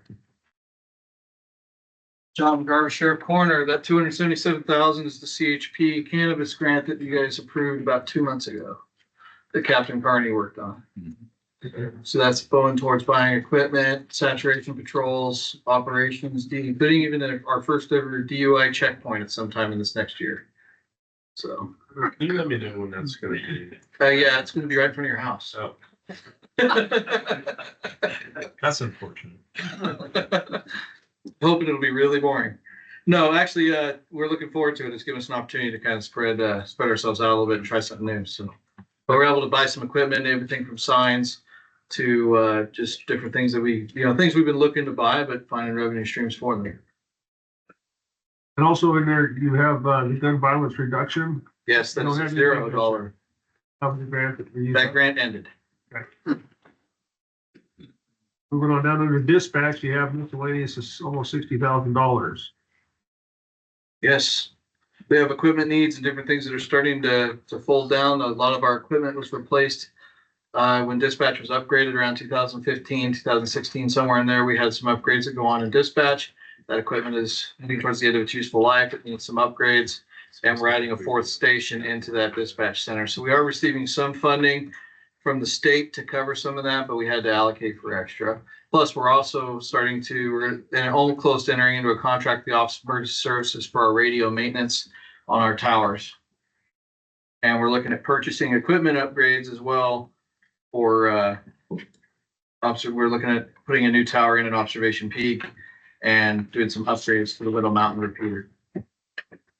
So some of that revenue comes from those areas. Plus, we're in negotiations with the city on our dispatch MOU that hasn't been updated in ever. So hopefully that should help with some revenue. Okay, good. And under your jail, you have, Cal AIM. Yes. Get quite a bit more this year. So that was the $2 million we've gotten originally. We were able to finally budget that out. We finally tracked it down last year and we're able to get it implemented into the budget. That's going to go toward, that revenue is already allocated. It's got to go towards some of the programs like the data sharing we presented on a couple months back. Also, we have infrastructure needs that we're going to have to do in order to comply with gaining the programs. That's going to be building cubicle areas, and Pete and Kayla are helping us with that. Trying to get that up and going in our education room. It's going to require some IT movement and some different installations. That revenue is earmarked for those type of programs. It also funds my community release coordinator and part of my jail captain. Moving on down, you have transfers in from CCP. Yes. You got quite a bit more this year, but then your department requested 700,000. The CAO is 800,000. So we did that a little differently this year with CCP. We traditionally it was based on FTEs and different things like that. Also, we took it, and Callie Oxford helped me with this with probation. We took it and we just made it one lump sum instead of trying to allocate specific people, because if it comes to auditing, it's cleaner. So you'll see in the CCP budget, they used to carry FTEs. Those were primarily jail staff. Instead of doing that, they're now just making the transfer in like probation does. So it went up upon looking at this and kind of understanding some of those staff costs. I got back with them and talked to them and said, I think if you're actually going to accurately account for that staff cost that came out of CCP budget directly, I think we should raise it a little bit. And so I did so. That's the $100,000 difference. Okay. Yeah, just to fix. Just to make sure that we were properly accounting for those salaries and benefits. Okay. Then you have 500,000 for opioid. We are really trying hard this year to figure out new ways to use that opioid money that's just sitting and rotting, because the way that the state wants us to use it isn't going to work for us. Having a rehab center here or a detox center here is not likely, considering we can't even get therapists here. So we're going to work really hard with the state this year to have some probation projects approved through there, and then to also see if we can get some of the jail medical covered by opioid, because they are doing opioid mitigation and remediation with these people in custody. So we're optimistic, but that's why it's in there. We're really hoping to get that covered.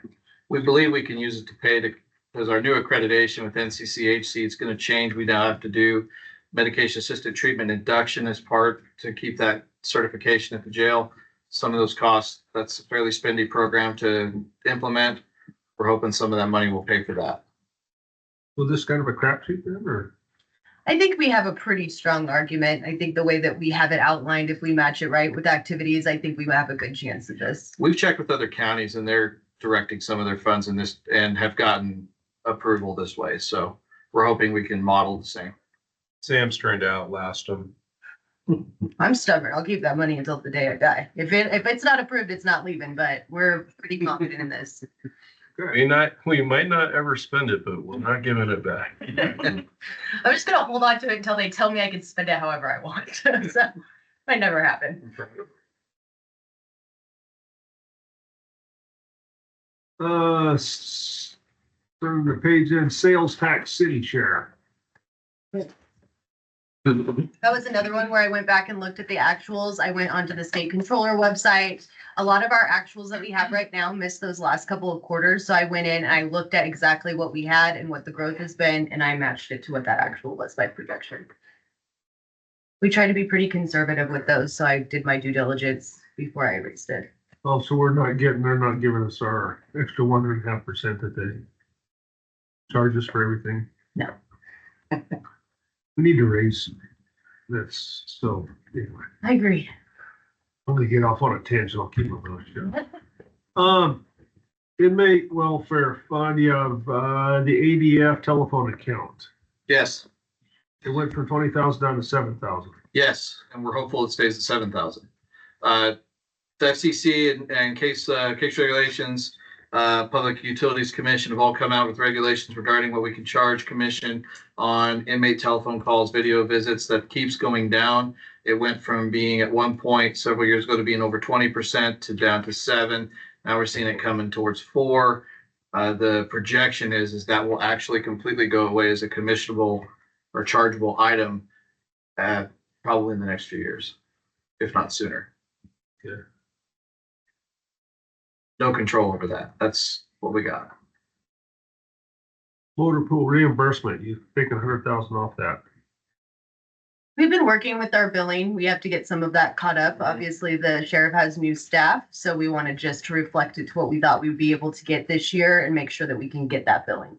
It could come in higher. That account has a very good fund balance, so it's been living off of that. It doesn't necessarily need that revenue, so we just tried to make it accurate.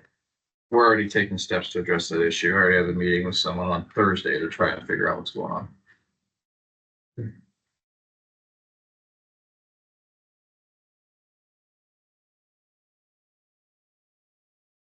Colleen's the same thing under probation. Yes, it also applied for and were granted Colleen funding. They're gonna utilize it for programs and staff time. So you just see that coming in. They have it in their own account, but it's coming in and it's going to be allocated appropriately. We had to make sure that it was bookmarked in the right spot. A lot of times we have funding that comes in on a prior year that we plan to utilize in a new year. So you'll see that in fund balance. So it's kind of a moving game, but you'll see that they have money coming into their Calium account and then they're transferring it into probation to cover probation costs. Court fines are down quite a bit. How come? We don't believe that people should have to pay for crimes. As a former probation officer, I'm just gonna put that out there. We normally bill for our court reports. We pay for supervision fees. We can't charge any of that on juveniles anymore. The amount that they can charge on adults is pretty low, and just recouping that cost is extremely difficult. So they just made it accurate. I mean, that's where they used to make all their money and how they used to live. That's not how we live anymore. Probation has taken a lot of steps to move from being a general funded department and bringing in a lot of different grants and revenue sources. And that's how they're keeping their department afloat now, because we're not getting anything from the state.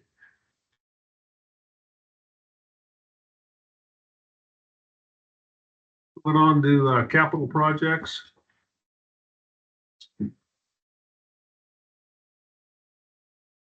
Transfers in from ACO and just other transfers in.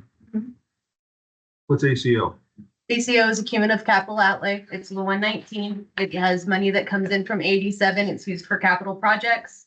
So that money comes in from that account to help balance some of the improvements that we have on buildings. The other transfers that you'll see are 1.5 million that we have earmarked from HSS, who's helping us with the HVAC expenses. We also have 200,000 that we think will be reimbursed for a roofing project. Then going back up to the recorder, how come they're getting interest this year? It all gets bookmarked a little bit differently in the way that Tyler is. Everyone should have interest bookmarked technically. My parameters were not to ever put interest in. I just thought that that was nice to not balance to that and then be happy if we got more. Last year, CAO Egan wanted everyone to put interest in there. So I think they just have continued to do that budgeting in that account because it just sits there. So they do collect a significant amount of interest, but it shows a little bit different on the accounts. So. Yeah, can you go to Health Social Services? You took the $70,000 of interest out. I don't like putting the interest in there. I feel confident that this one will get their $2,000 because it sits in a non-commingled account, so they will definitely get that money, but I don't like banking on interest. I like it to be a pleasant surprise. Moving on to social services realignment sales tax. Here again, realignment. Yep. You went from 162,000 to, you increased it by over 5 million.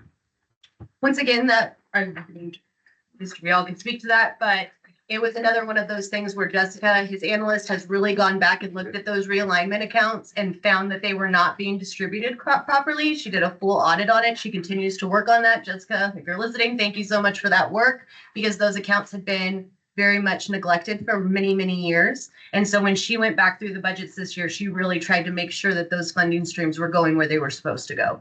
It was kind of a interesting situation because we had all the realignment accounts for public safety, PD, or DA, and HSS all coming into one account. About 5 years ago, we decided to split all of those up so we didn't have to try to manage all that money. And since then, the HSS realignment has not gotten any love. Now it is. And so now they're just better reflecting where it's supposed to go. Yeah, Sam really hit the nail on the head. Jason Vial, the Director of Community Social Services. Jessica Larkin, our analyst, really has done twofold. Like Sam said, make sure that the revenue is actually moving and not just sitting in a stagnant account, because this is technically revenue that needs to be counted in departments that would otherwise come up short if the transfers are not made. So that was one piece that's really, we finally are starting to get the money moving in the right directions to where they need to go. And I imagine some past budget shortcomings might have been the issue, or this might have been the issue in the past. The other thing that is happening here is we're doing a better job at submitting our reimbursement claims back to the state. And when we submit our reimbursements back to the state, a lot of stuff that we're finding that we haven't been claiming before, or the claiming fell off, or whatever was happening, we're now getting much more money back. So Sam brought up the capital project that we're doing with the sheriff's department for the HVAC. We think that we figured out the billing for that to get a lot of the money back from the state for that project as well. Probably not something that had happened maybe in the past. They're much better at utilizing the funding and realizing that they can get reimbursed for it. So they helped us do the switching project through IT. They got all of that money back. They've helped with the firewall. They've gotten all that money back. So now that you have new leadership up there that's really kind of looking at that and seeing how they can help people. Jason, Jessica, his team, they have worked really, really hard to find different projects that they can get approved at the state level to help take some of that burden off to public safety, general fund, and IT, and then be able to pull that money back in. Very cool. It was very cool. They've done a lot for us. That is good. Environmental health. Cover requests are quite a bit lower than the CAO. Only 20,000. And it was once again one of those things, looking at the actuals, they were very minor raised from where we were, but when I went back and looked at the actuals on miscellaneous, which could have been a number of fees or recoupments, I raised that one a little bit because of the actuals from last year. Sure. Then moving on to the fair. Yes, the fair. Our favorite topic. Start at the top.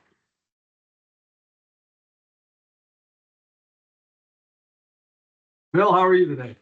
I'm about to find out. Go through the budget for me. Where do you want to start, sir? Still higher, fair manager. It's on revenues. On revenues. Okay, Concessions, start top. start us off. Not sure where the budget has come from in the past, but just really trying to align our revenues with our actuals. We'll start off with rents and concessions. That's something I'd like to break up farther in the future because it doesn't really represent interim rents and then the concessions of the fair. It lumps it all together. So we're looking at a little bit down this year from last year, and a lot of that's going to be based around the concessions from Hidden Woods. So that's the reduction there. Operating revenue up just a little bit, and I believe that that's more a matter of just reclassifying where the revenues are put as compared to what they have been in the past. Let's see, admission to grounds, that's off of actual numbers from this year. We've actually come up in our admissions, kind of coincides with a lot less comp tickets.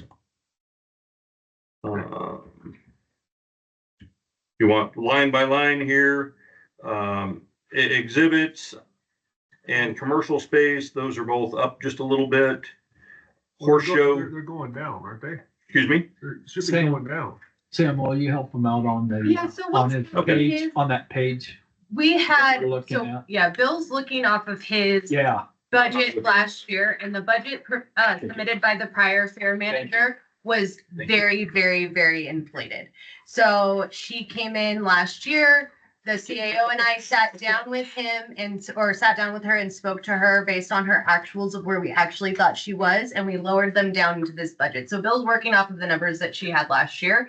So we stayed pretty steady in some of it, but any lost revenue that you see going down is largely because we had accounted for having a whole nother event that just lost a lot of money. But we do have a general fund contribution of $150,000, which we have spoken about many times is probably what the fair needs to survive. And Bill and I worked together to get their budget to a place where they only needed that $150,000, which was the number that everyone has expressed and feels comfortable to them.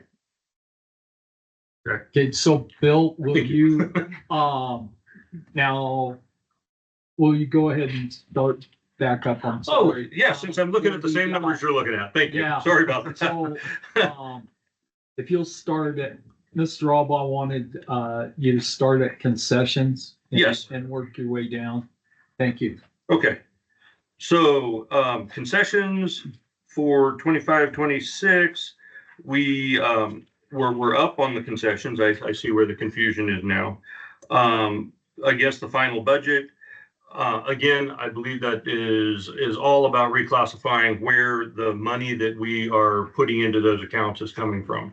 That concessions does include the rents that I had mentioned before. And my intention is going forward to break those out so that we can see where our money is actually coming from and not just lump it all together.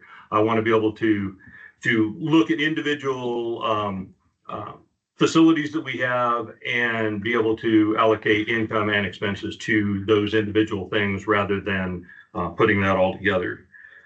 Operating expenses operating revenue. Basically, we're down from the final budget from last year, but again, the Hidden Woods is a major consideration there. Admission to grounds. This is in line with what we actually have done this year, not the hope of what we're going to do. Commercial space, again, same thing. What we're actually doing, not what we're budgeting for. One thing, and then I'll just say this in the middle of this revenue portion. When I was reviewing budgets from the last couple of years, I thought to myself, boy, it's really easy to present a balanced budget and then never hit your numbers. So I want to be able to give you numbers that I really believe that are attainable. So the commercial space, $5,000 as compared to $25,000, definitely a major reduction, but I think it's in line with what we're actually going to see. Exhibits, same thing. Fair attractions, that's going to be our entertainment, and this is far more in line with what we're actually seeing as revenues as compared to what our hopes are. Interim attractions, that definitely is the Hidden Woods, and the assumption of what would come in last year on Hidden Woods as compared to not having that extra event this year. Let's see, miscellaneous fare, there again, it's a matter of where we account for things, and again, it's just a better reflection of what we actually are doing as compared to what we're hoping for. Non-fare programs, one more thing, we're trying to account for things in categories that they make sense. And I believe that the 30,000 is far more in line with what we'll be looking at getting than a 5,000. I don't even know where the 5,000 would have come from last year, to be perfectly honest.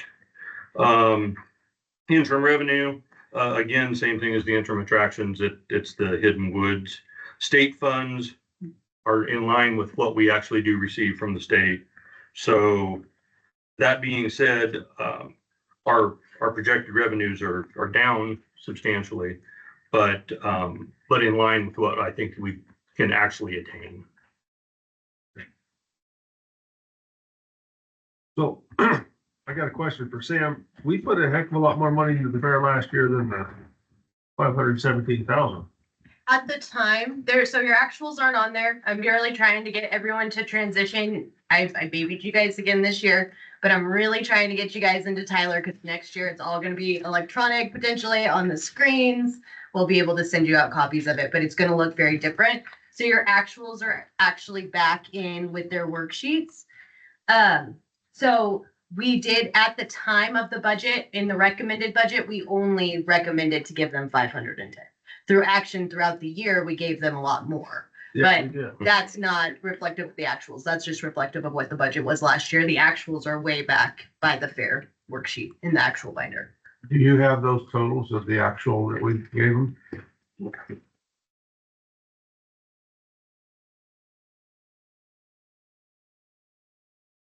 $1 million. Whoa, thank you. $1,087,000. $1,087,000. Yeah. 87. Okay. That makes me nauseous. And that was with the 500,000 that we had to bring them to green to balance of the budget, and then another 500,000 throughout the year to be able to balance them. Yes. So to say that, so it was 100 million. I will say that if you go back to your fund balance page, when Bill and myself came in, we tried to give the fair as much money as possible to keep them afloat so that they had a good fresh start. They started off with a fund balance of $90,000. So they didn't spend that full $1 million. We were very thrifty, Bill and myself, when we were in that department for the rest of that year to ensure that we did not need any more money, and they did not need any more net money. So Thank you, Bill. We're trying. So give me a total on what the fair cost is, not counting, because Bill's done a heck of a job. I'd like to know how much we went in the hole last year, we were 510 starting out the year. So they started out 300,000 over budget from the prior year. Okay. Once they went into the fair and we started doing budgets, they were another $200,000 in the hole. That's where that $510,000 went. Then when we actually went through Hidden Woods, we lost close to $500,000, and we gave them that $500,000 back through general fund to bring it to the million. So it's 2 million. It was just 1 million total. Oh, okay. Thank you. A lot of money. It was a lot of money. It took a lot of our one-time funds that we were really gonna bank on to balance this year. Made it a little bit harder. Okay. A little bit harder, come on. It made it a little. Does anybody I'm trying to be else optimistic. have a question for Bill? I'm done with Bill. Thank you, Bill. Thank you. The last question I have on this is going back to Homeland Security projects. Last year we had 1.4 million. This year we're not gonna have anything. You got it. Once again, it just depends on what we're pushing out and pushing in. It all depends on grant funding. Sometimes that takes a while. We ran certain things through there, so it just depends on what we're running projects out of there. That might have to be adjusted based on the funding streams and the projects that we go through. That is a weird account because in our old accounting system, we were able to just zero it out. So we were able to take the expenses and then bring the revenues in and zero them out. Tyler doesn't really allow us to do that anymore, which is why you're seeing amounts on there. So it's just kind of hard for us to find that moving target, but we might bring changes to it. We're just trying to figure out how to balance for those grant projects in this new system. So that's why you'll see a reflective change because we're still trying to figure that out. Do you have some more? No more? Well, if you do, we're gonna take a 5-minute break. I am gonna take a 5-minute break.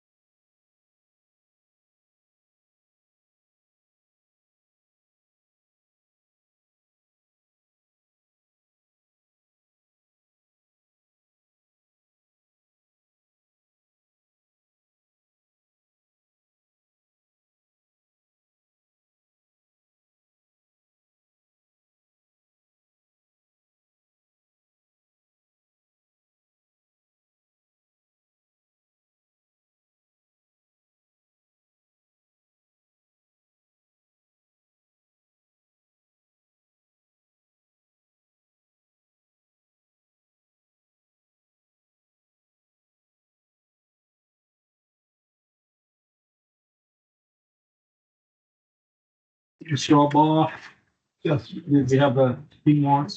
I got a few more. Budget unit 140. Tab 2. Number 2. Cost center 1072. Anyway, this is for broadband. You don't have anything in there. Don't do broadband anymore. What's We've already expended all of it. So we were just a pass-through agency. We were able to recoup $200,000 from that grant for admin time that went into the general fund. We did get that. And then we passed through the rest of it out to GFSA. So that has been fully expended. okay? That's why you don't see anything in there. Let me say, I hope we didn't give up the ghost on that. No, we have expended all that money. We worked really closely with Sarah and we made sure that we recouped the admin time out of it, or we got the admin payment out of it, but also that we had sent out the payment to them so that they can continue. So now they have all the money. It's passed through our account completely. Okay. Fund unit 100. 071. Sorry. Trying to hold that conference. Still sick. What? 100 what? 71. You're gonna have to tell us what colored tab you're in. 2. No. 3. Sorry. 2, no, 3. 3. Why we can't follow you? Right? Fund 100. Oh, he's in. Budget unit 0071. You're the person. This is the treasurer. Yeah, professional and specialized services. Went from 500 to 100, now it's 150,000. They're running a project through there, though I cannot remember for the life of me what that is. So can we table that one until our assistant comes back and then get back to that one? That'd be fine. Same tab, Fund 118, Fish and Games. Yes. Specialized services went way down, but our, what is that? I guess a raptor project. Yes. We're gonna do a raptor project this year? They have already done it. They have already reimbursed BLM to the tune of $13,000. They have 3 guzzlers that they purchased that are being installed, 3 or 4. 2 of them are already in, 2 are projected to be in soon. But yeah, that's why they only had, they had a finite amount of money for that project. Fund 118, budget unit 1181. They all go with that, so that's the next thing. Go one number back in. And then Sam, as we go through some of these, you got your IT direct bill. Some are go up quite a bit, some will go down quite a bit. Is that just because we're doing better time studies on those? It's actually all based on PC count. So IT, specifically Cheyenne and Travis, worked really hard with the departments to make sure they got accurate PC counts. So that's just that. Some of them might have had PCs that they weren't using, so they went down because we took them back. Some of them might have increased staff, so it went up for that reason, but it's all based on the actual units that they have. So it just could vary just based on what they had and what they didn't have. We got rid of one, we've gotten rid of a couple of our computers, and so it's just that type of situation. Okay. Like the auditor had A training room. a training room, had a bunch of computers and they ended up getting rid of those and closing that lab, so. Okay. We're on the Fund 100, budget unit 0392. This is the county clerk elections. Ms. Travel, do you want to go back to the treasurer? How was that? That one was 100,071. Okay.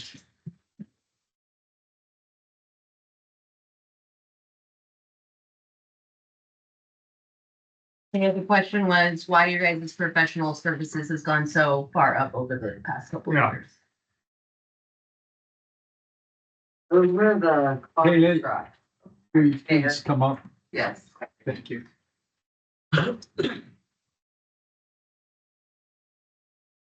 Sorry. Pay short assistant treasurer tax collector. Okay, so that was the contracts that we were helping with, The Tyler. the Tyler contract, and then what was the other? I'm like, now that you said that. So basically what's happening is we're paying for Tyler and Client First out of that account because they're providing support and they're also providing a general service to the county. By putting it into this fund and budget unit, it allows us to go back through and claim against it on interest apportionment. So the schools also have to play their part. So they have to carry that expense so that they can recoup that reimbursement. Okay, I like that. I forgot, but Yes. that was what it was. Yeah. Sweet. All right, and then you moved into tab 4. Tab 4. Fund 100, budget unit 0392, county clerk. We have special departmental expenses gone up quite a bit. From 75 to 230 to 435. Julie Bestamani, Lassen County Clerk Recorder. Those are the election costs for the special election and June election. They go up and down depending on the years. So what's this Prop 50 gonna cost us? Cost Lassen County? Hopefully nothing. What do we, We have estimated 144,700, and the state has said they are going to pay us before the election. 144,000 what? 700. $700. This is for the. That's an estimate. And they said what we don't use, we can put towards the next June election, which is something they never do. Okay. Do you believe them? I'm looking for the money. Show me the money. Huh? We've got our eyes out right now. Yeah, okay. And then, being as how you're there, budget unit 148, the recorder modernization. We have $85 in there. Why is that? Which one is it? That was for 87, so that's billable time that it takes for the auditor or other staff to do their work. They didn't have they projected a cost of minor work in there, but they didn't have anything that actually showed up on the actual cost plan, so they must have not done any work for that unit last year. Yeah, but you put $85 in there. Why? Mine says 0. Department report says 85. For budget unit 148, cost center 642. 642. Same difference. It's 87 and it will be for that. So that was where they must have done the work for that unit instead of the other unit last year. So that money kind of just moves based on where the auditors bill it. So that's once again 87 money. It's given to us specifically from the auditors based on that billing system. It's a whole worksheet for it. Yeah. So you saw those two flip flop.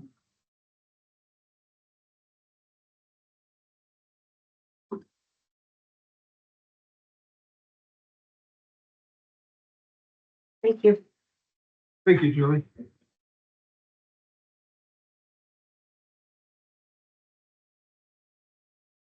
Budget unit 145, account 556. This is Cal Lane.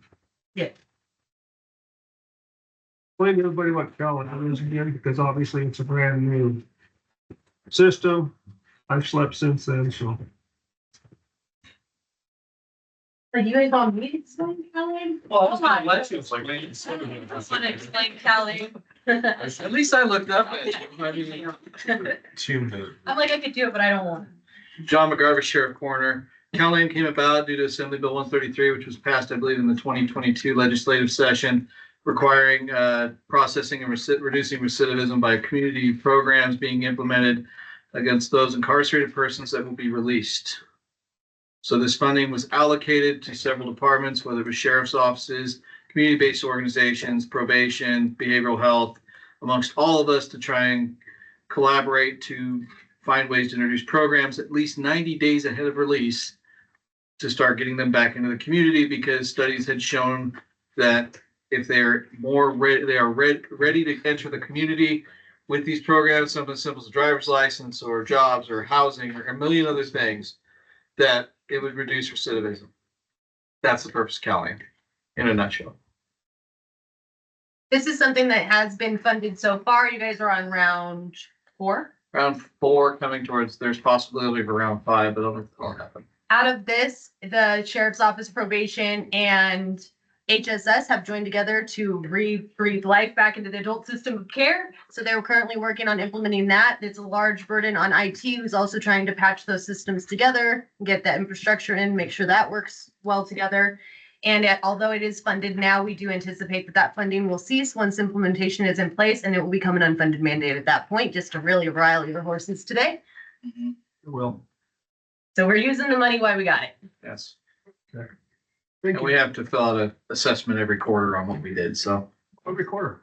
Yeah. Very nice. And HSS has been kind enough to also hire a contractor to help us do this, and so they pay that out of the HSS administration budget. Moving on to probation, 145,0561. Yes. Why do we have $5,000 for food? That could be a number of different reasons. They have staff that is it programs? No, I tried. All right, come on, Callie. Get up there. Allie Oxford probation. Food is juvenile hall transports. So if we get a kid. Oh, what did you say? I said staff something. No, I was gonna say we No, have kids that have to watch Oh, yes. staff that have to watch kids. Yes, yeah. okay. So Got we're booking in the middle of the night. We have to get some food. That's what I knew. Nailed it. It is. Part of the marijuana thing, they got the munchies. Well, you have to remember, we don't have a juvenile hall now, so it takes us hours to get those kids to where they need to go. So sometimes we have to hold them for a bit. So this is for food for the That's kids like all what in they transport. should be. Why we wait to detain them, yeah. We have to still feed them. So why? Even if they're making whistles, they still have to eat. No, they don't. They can wait till they get their ass home to eat if they can't behave. Mine. Oh. Well, That's, Anyway. Sorry. How come conferences and trainings up quite a bit? $80,000? they, like we said, they have CalAIM and such, so they could be just accounting for that. We are trying to send our people out. Both the sheriffs and probation have made a really big effort with their conferences and training to try to reduce those costs by sending officers in town to LCC to those trainings. So that has helped our expenses, but it's still a big expense to send them out of the area. Okay. Moving on to the building inspector. Fund 100-0682, fixed assets. Tab 7. Tab 7, yeah. You have equipment for $70,000? What equipment? Vehicle. Vehicle replacements. A vehicle. Yes. come on up. Galen Woodward Planning and Building Services Department. Yes, the building inspector vehicle is like 100 and some odd thousand miles, 120,000 miles. Okay, so you can give me one. Yeah. And they put that on the back burner after last year, and so it's well overdue. Yeah, so we have to get $1 million to the fair. Yeah. Thank you for being patient, Galen. well, we like to pick on planning, so we'll make them drive old cars until it's too late.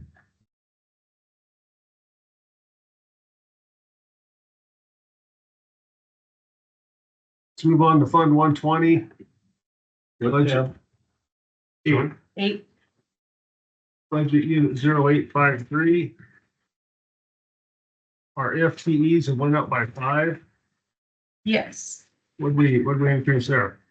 Are they just vacancies we filled or new jobs or what? They've added a couple different changes. So once again, this goes through a couple different departments.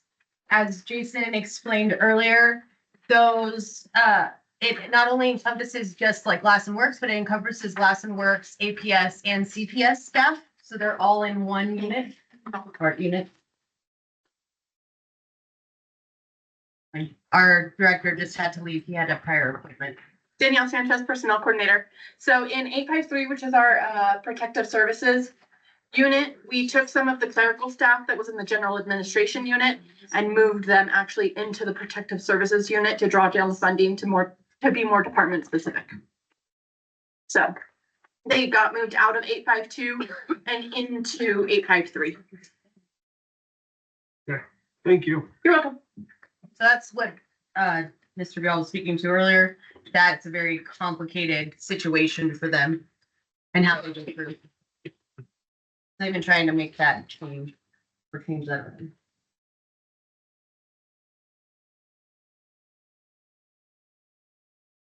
Yeah, my fair question is, I think.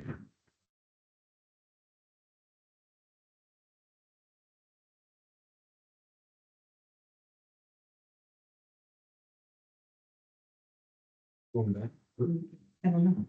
Where are we, what are we doing? I'm sorry. Oh, I got my fair question answered. Oh, Oh, sit you down. don't need Sit them. down. We're not going back. You had your chance. I think that was about most everything we have. A lot of these are just repetitive with the IT and special services. Anyway. Okay, I think I'm good. And special services, again, just for general knowledge, is where a lot of people put like their contracts and such. So you're gonna see those fluctuate based on the contracts they have and the needs that they have. They might increase or decrease based on the projects that they're doing and implementing. It might have already been done. So those are going to always be kind of volatile, those 2,300, 2,800 lines. They're always gonna change based on what they have running. So they will fluctuate like that.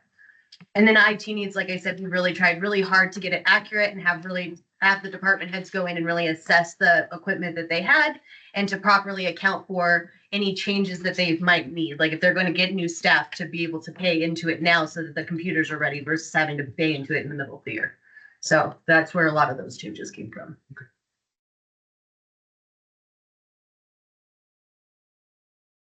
Good. Anybody else?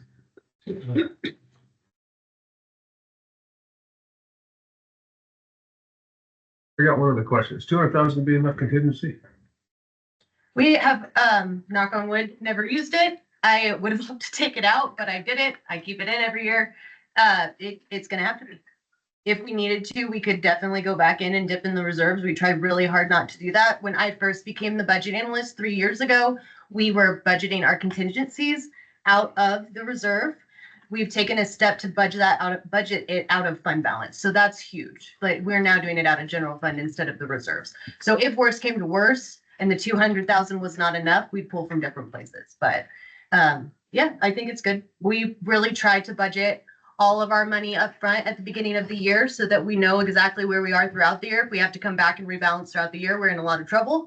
So I try to make sure that all those dollars and cents are in up front.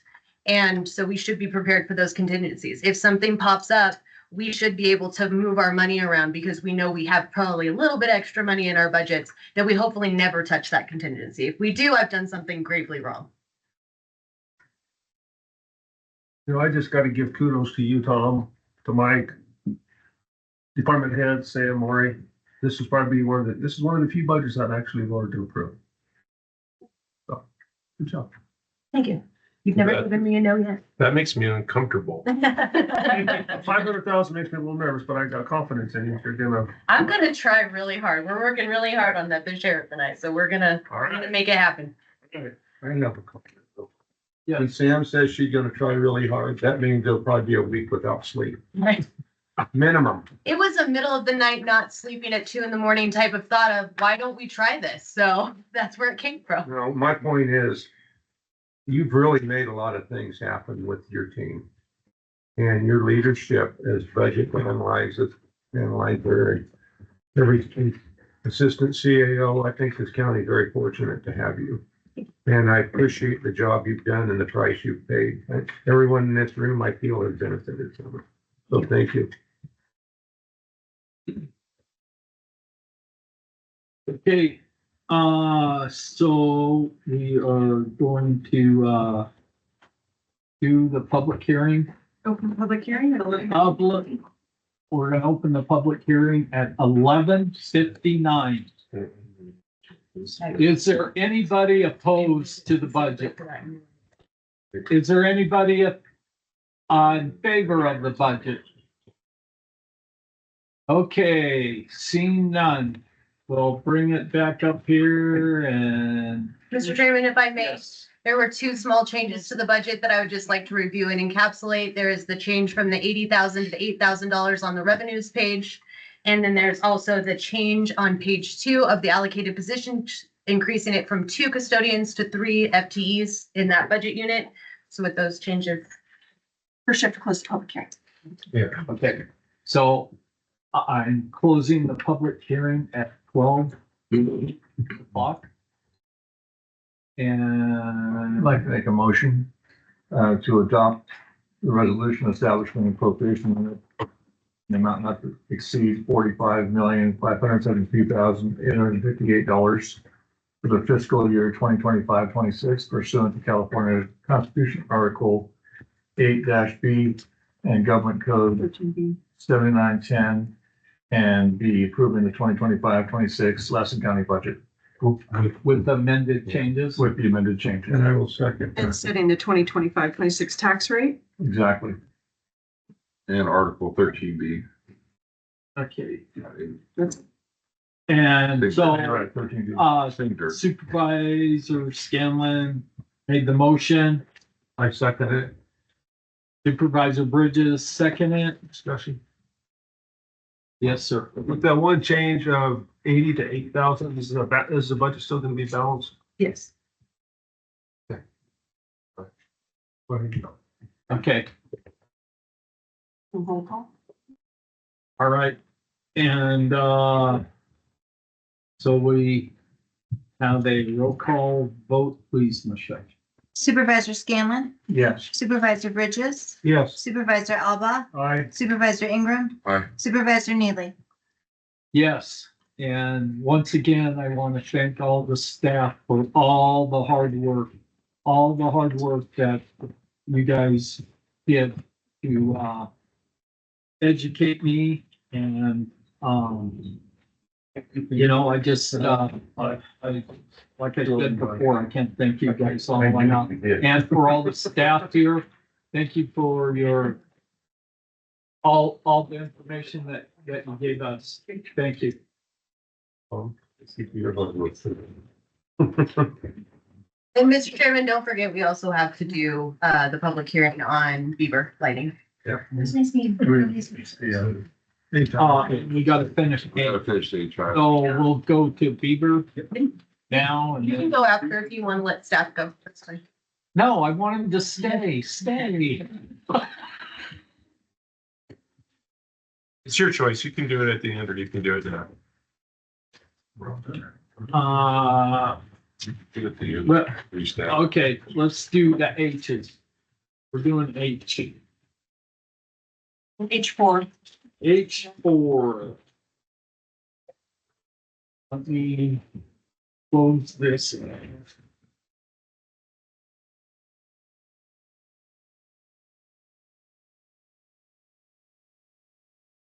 This is Danielle.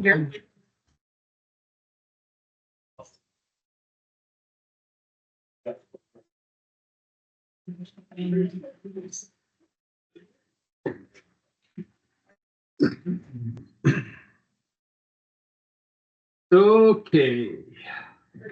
I'm ready. H4, Danielle Sanchez, Personnel Coordinator for Health and Social Services. What you have before you in April of this year, we brought before you the request to hire a candidate at the step G, range 20 for our integrated caseworker. After the offer was made, unfortunately, her move fell through, and that was based on childcare in our area and lack of housing options. We reran the recruitment, she reapplied, and she is ready to go. Unfortunately, what happened was if your child is not enrolled in the school district for the year, they are not eligible for the summer childcare or summer program. So she would not have had childcare throughout the summer, making her unavailable to start. Being that it's a new school year, she has already secured housing and is ready to enroll her child. So we are bringing this before you because we're in a new fiscal year and need for you to reapprove it. So she's resolved our issues, Yes, ready to go. yes. And I'm assuming that the child's all here. Child will be enrolled in school, so they will be eligible next summer to participate in the summer care program. So you've been busy. Correct. As always, right? Any other questions? Why were you hiring the G-Step? The fair. Based on her, knowledge and experience, she worked for us, in 2010 to 2012 and has since been working in San Bernardino County. So she comes to us with 14 years of experience in this position, which more than qualifies her at what we consider the G-Step. It's also a pay cut for her, but her housing costs would remain the same, similar to what she is. And we have been recruiting for this since December of last year when our last applicant left. And none of our current staff would be eligible to move into this position for at least another 2 years. Requires a certain level, a certain number of years experience to qualify, and we just don't have the staff in that department to qualify.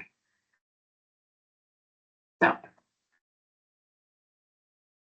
And I'd like to authorize the hiring at a G-Step. Second. Okay, motion made by Supervisor Bridges, seconded by Supervisor Scanlon. Anybody from the public? Seeing none, we'll bring it back up here for a vote. All those in favor? Aye. Opposed? Motion passes.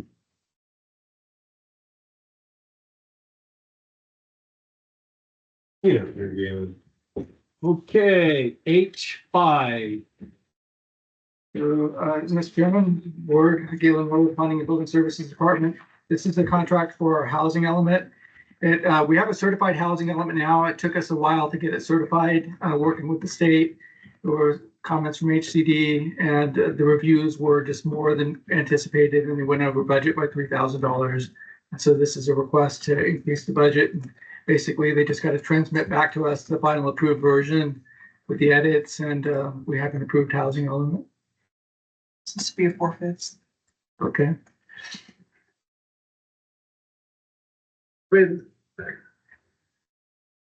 This was already approved, Galen. It was approved by the Board of Supervisors. Then it would have to be certified by the state. And that represented a lot of back and forth between the state and our consultant. It's all hooey. I hate it. But we do, Galen has product that is certified and we got to pay for it now. And I hate it. I'll be the first one to tell you. It's a totally ridiculous process that our county has to go through. One size fits all with the state, all that stuff. This represents all that, but we got to get it done. This is very crucial for HSS. And unfortunately, Galen gets to wear this project and HSS is the department that needs it to be in place. And we've been out of compliance. And so this puts the final nail in this version of the 5-year process. But I hate it too, but it's got to be done. And now we're good for 5 years, right? Well, the clock started ticking probably a while ago, but yes. Yeah, we're good for about 4 years. Okay.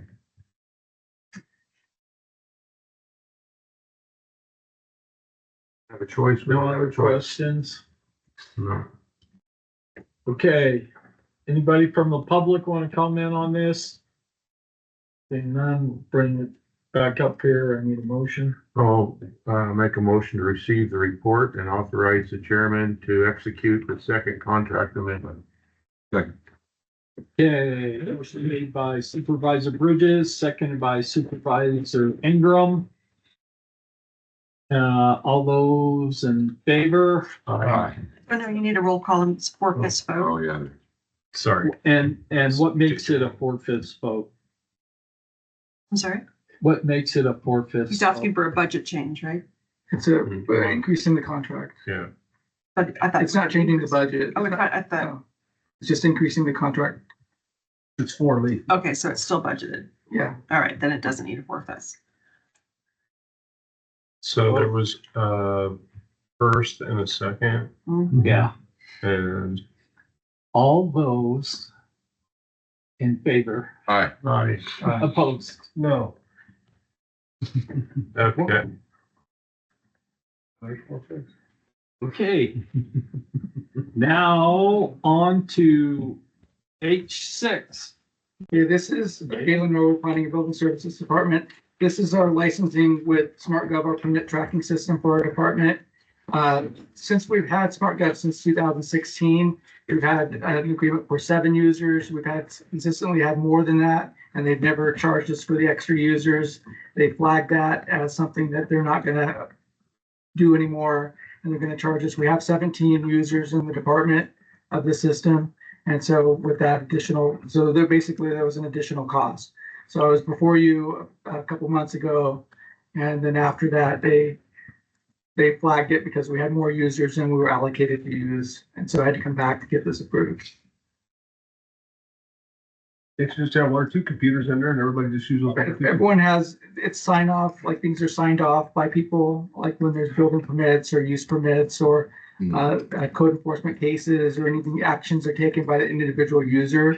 So each individual user needs their own unique login. It's a web-based program. So every division that Galen has requires to utilize this. So from environmental health to the building department to the planning department, et cetera. So it is spread out. And by the way, you can take me off the list. Okay. I mean, So we don't have to add any more money then? well, I think, Like taking you off the list. well, We're going to unlimited users now. Yeah. We're going from 7 approved users to unlimited. yeah. So with this additional Well, then cost. you can stay on the list. Yeah, okay, now I'll stay on the list and keep track. And this is for 3 years? This is 3 years, yes. Okay.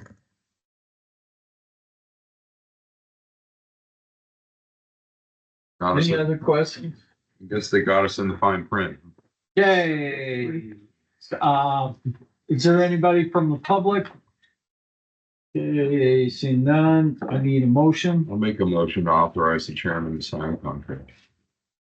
And the motion made by Supervisor Ingram, seconded by Supervisor Scanlon.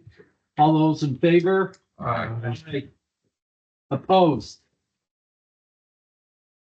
Motion passes. Okay.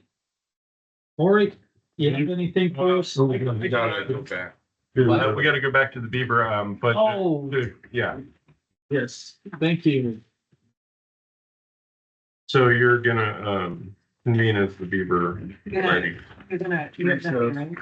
I have nothing. We're gonna. You're gonna adjourn the Board of Supervisors meeting and convene as the Beaver Lighting District. Okay, we are going to adjourn as the Board of Supervisors and reconvene as the Beaver Lighting District. And convene, yeah, that's convene. See.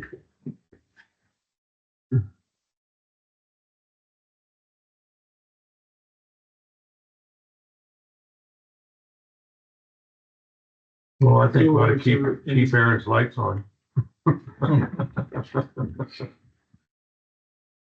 Well, this is just for the street lights in Beaver. I know. If you want a little background, it's just the street lights in Beaver.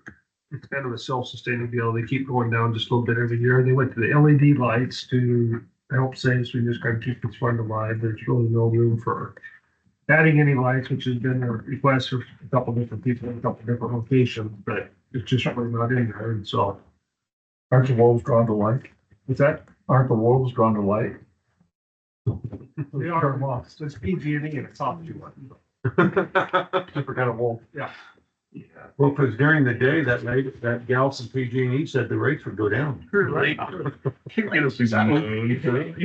All right, so, I apologize.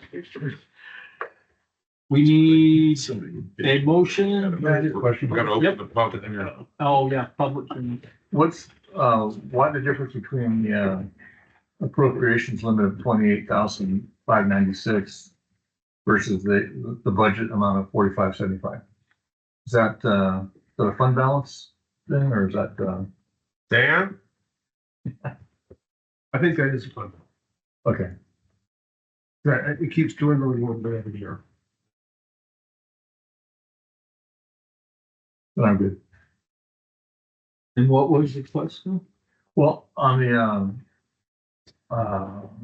the memo, it says adopt a resolution establishing the appropriations limit in the amount of 28,596 for coming year. And then, approving the budget amount of 4575, and I was just curious why the difference, and I assumed it was probably a fund balance, but I was just asking to be sure.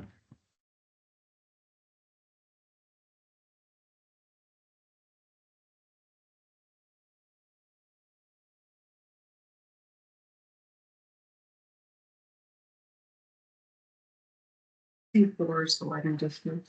Yeah. It's in the memo. P4? Yeah, and right here, Paul. That won't have the units for. Sure. Right here. List the amount that they have it there. But, it was trying to see if. We could see the fund balance. I could email you the Is the PDF. 28,000 fund balance for Beaver? Yes. Yes, they have a significant fund balance because it's not a very big budget. So they get all that revenue in and they don't spend a lot of it.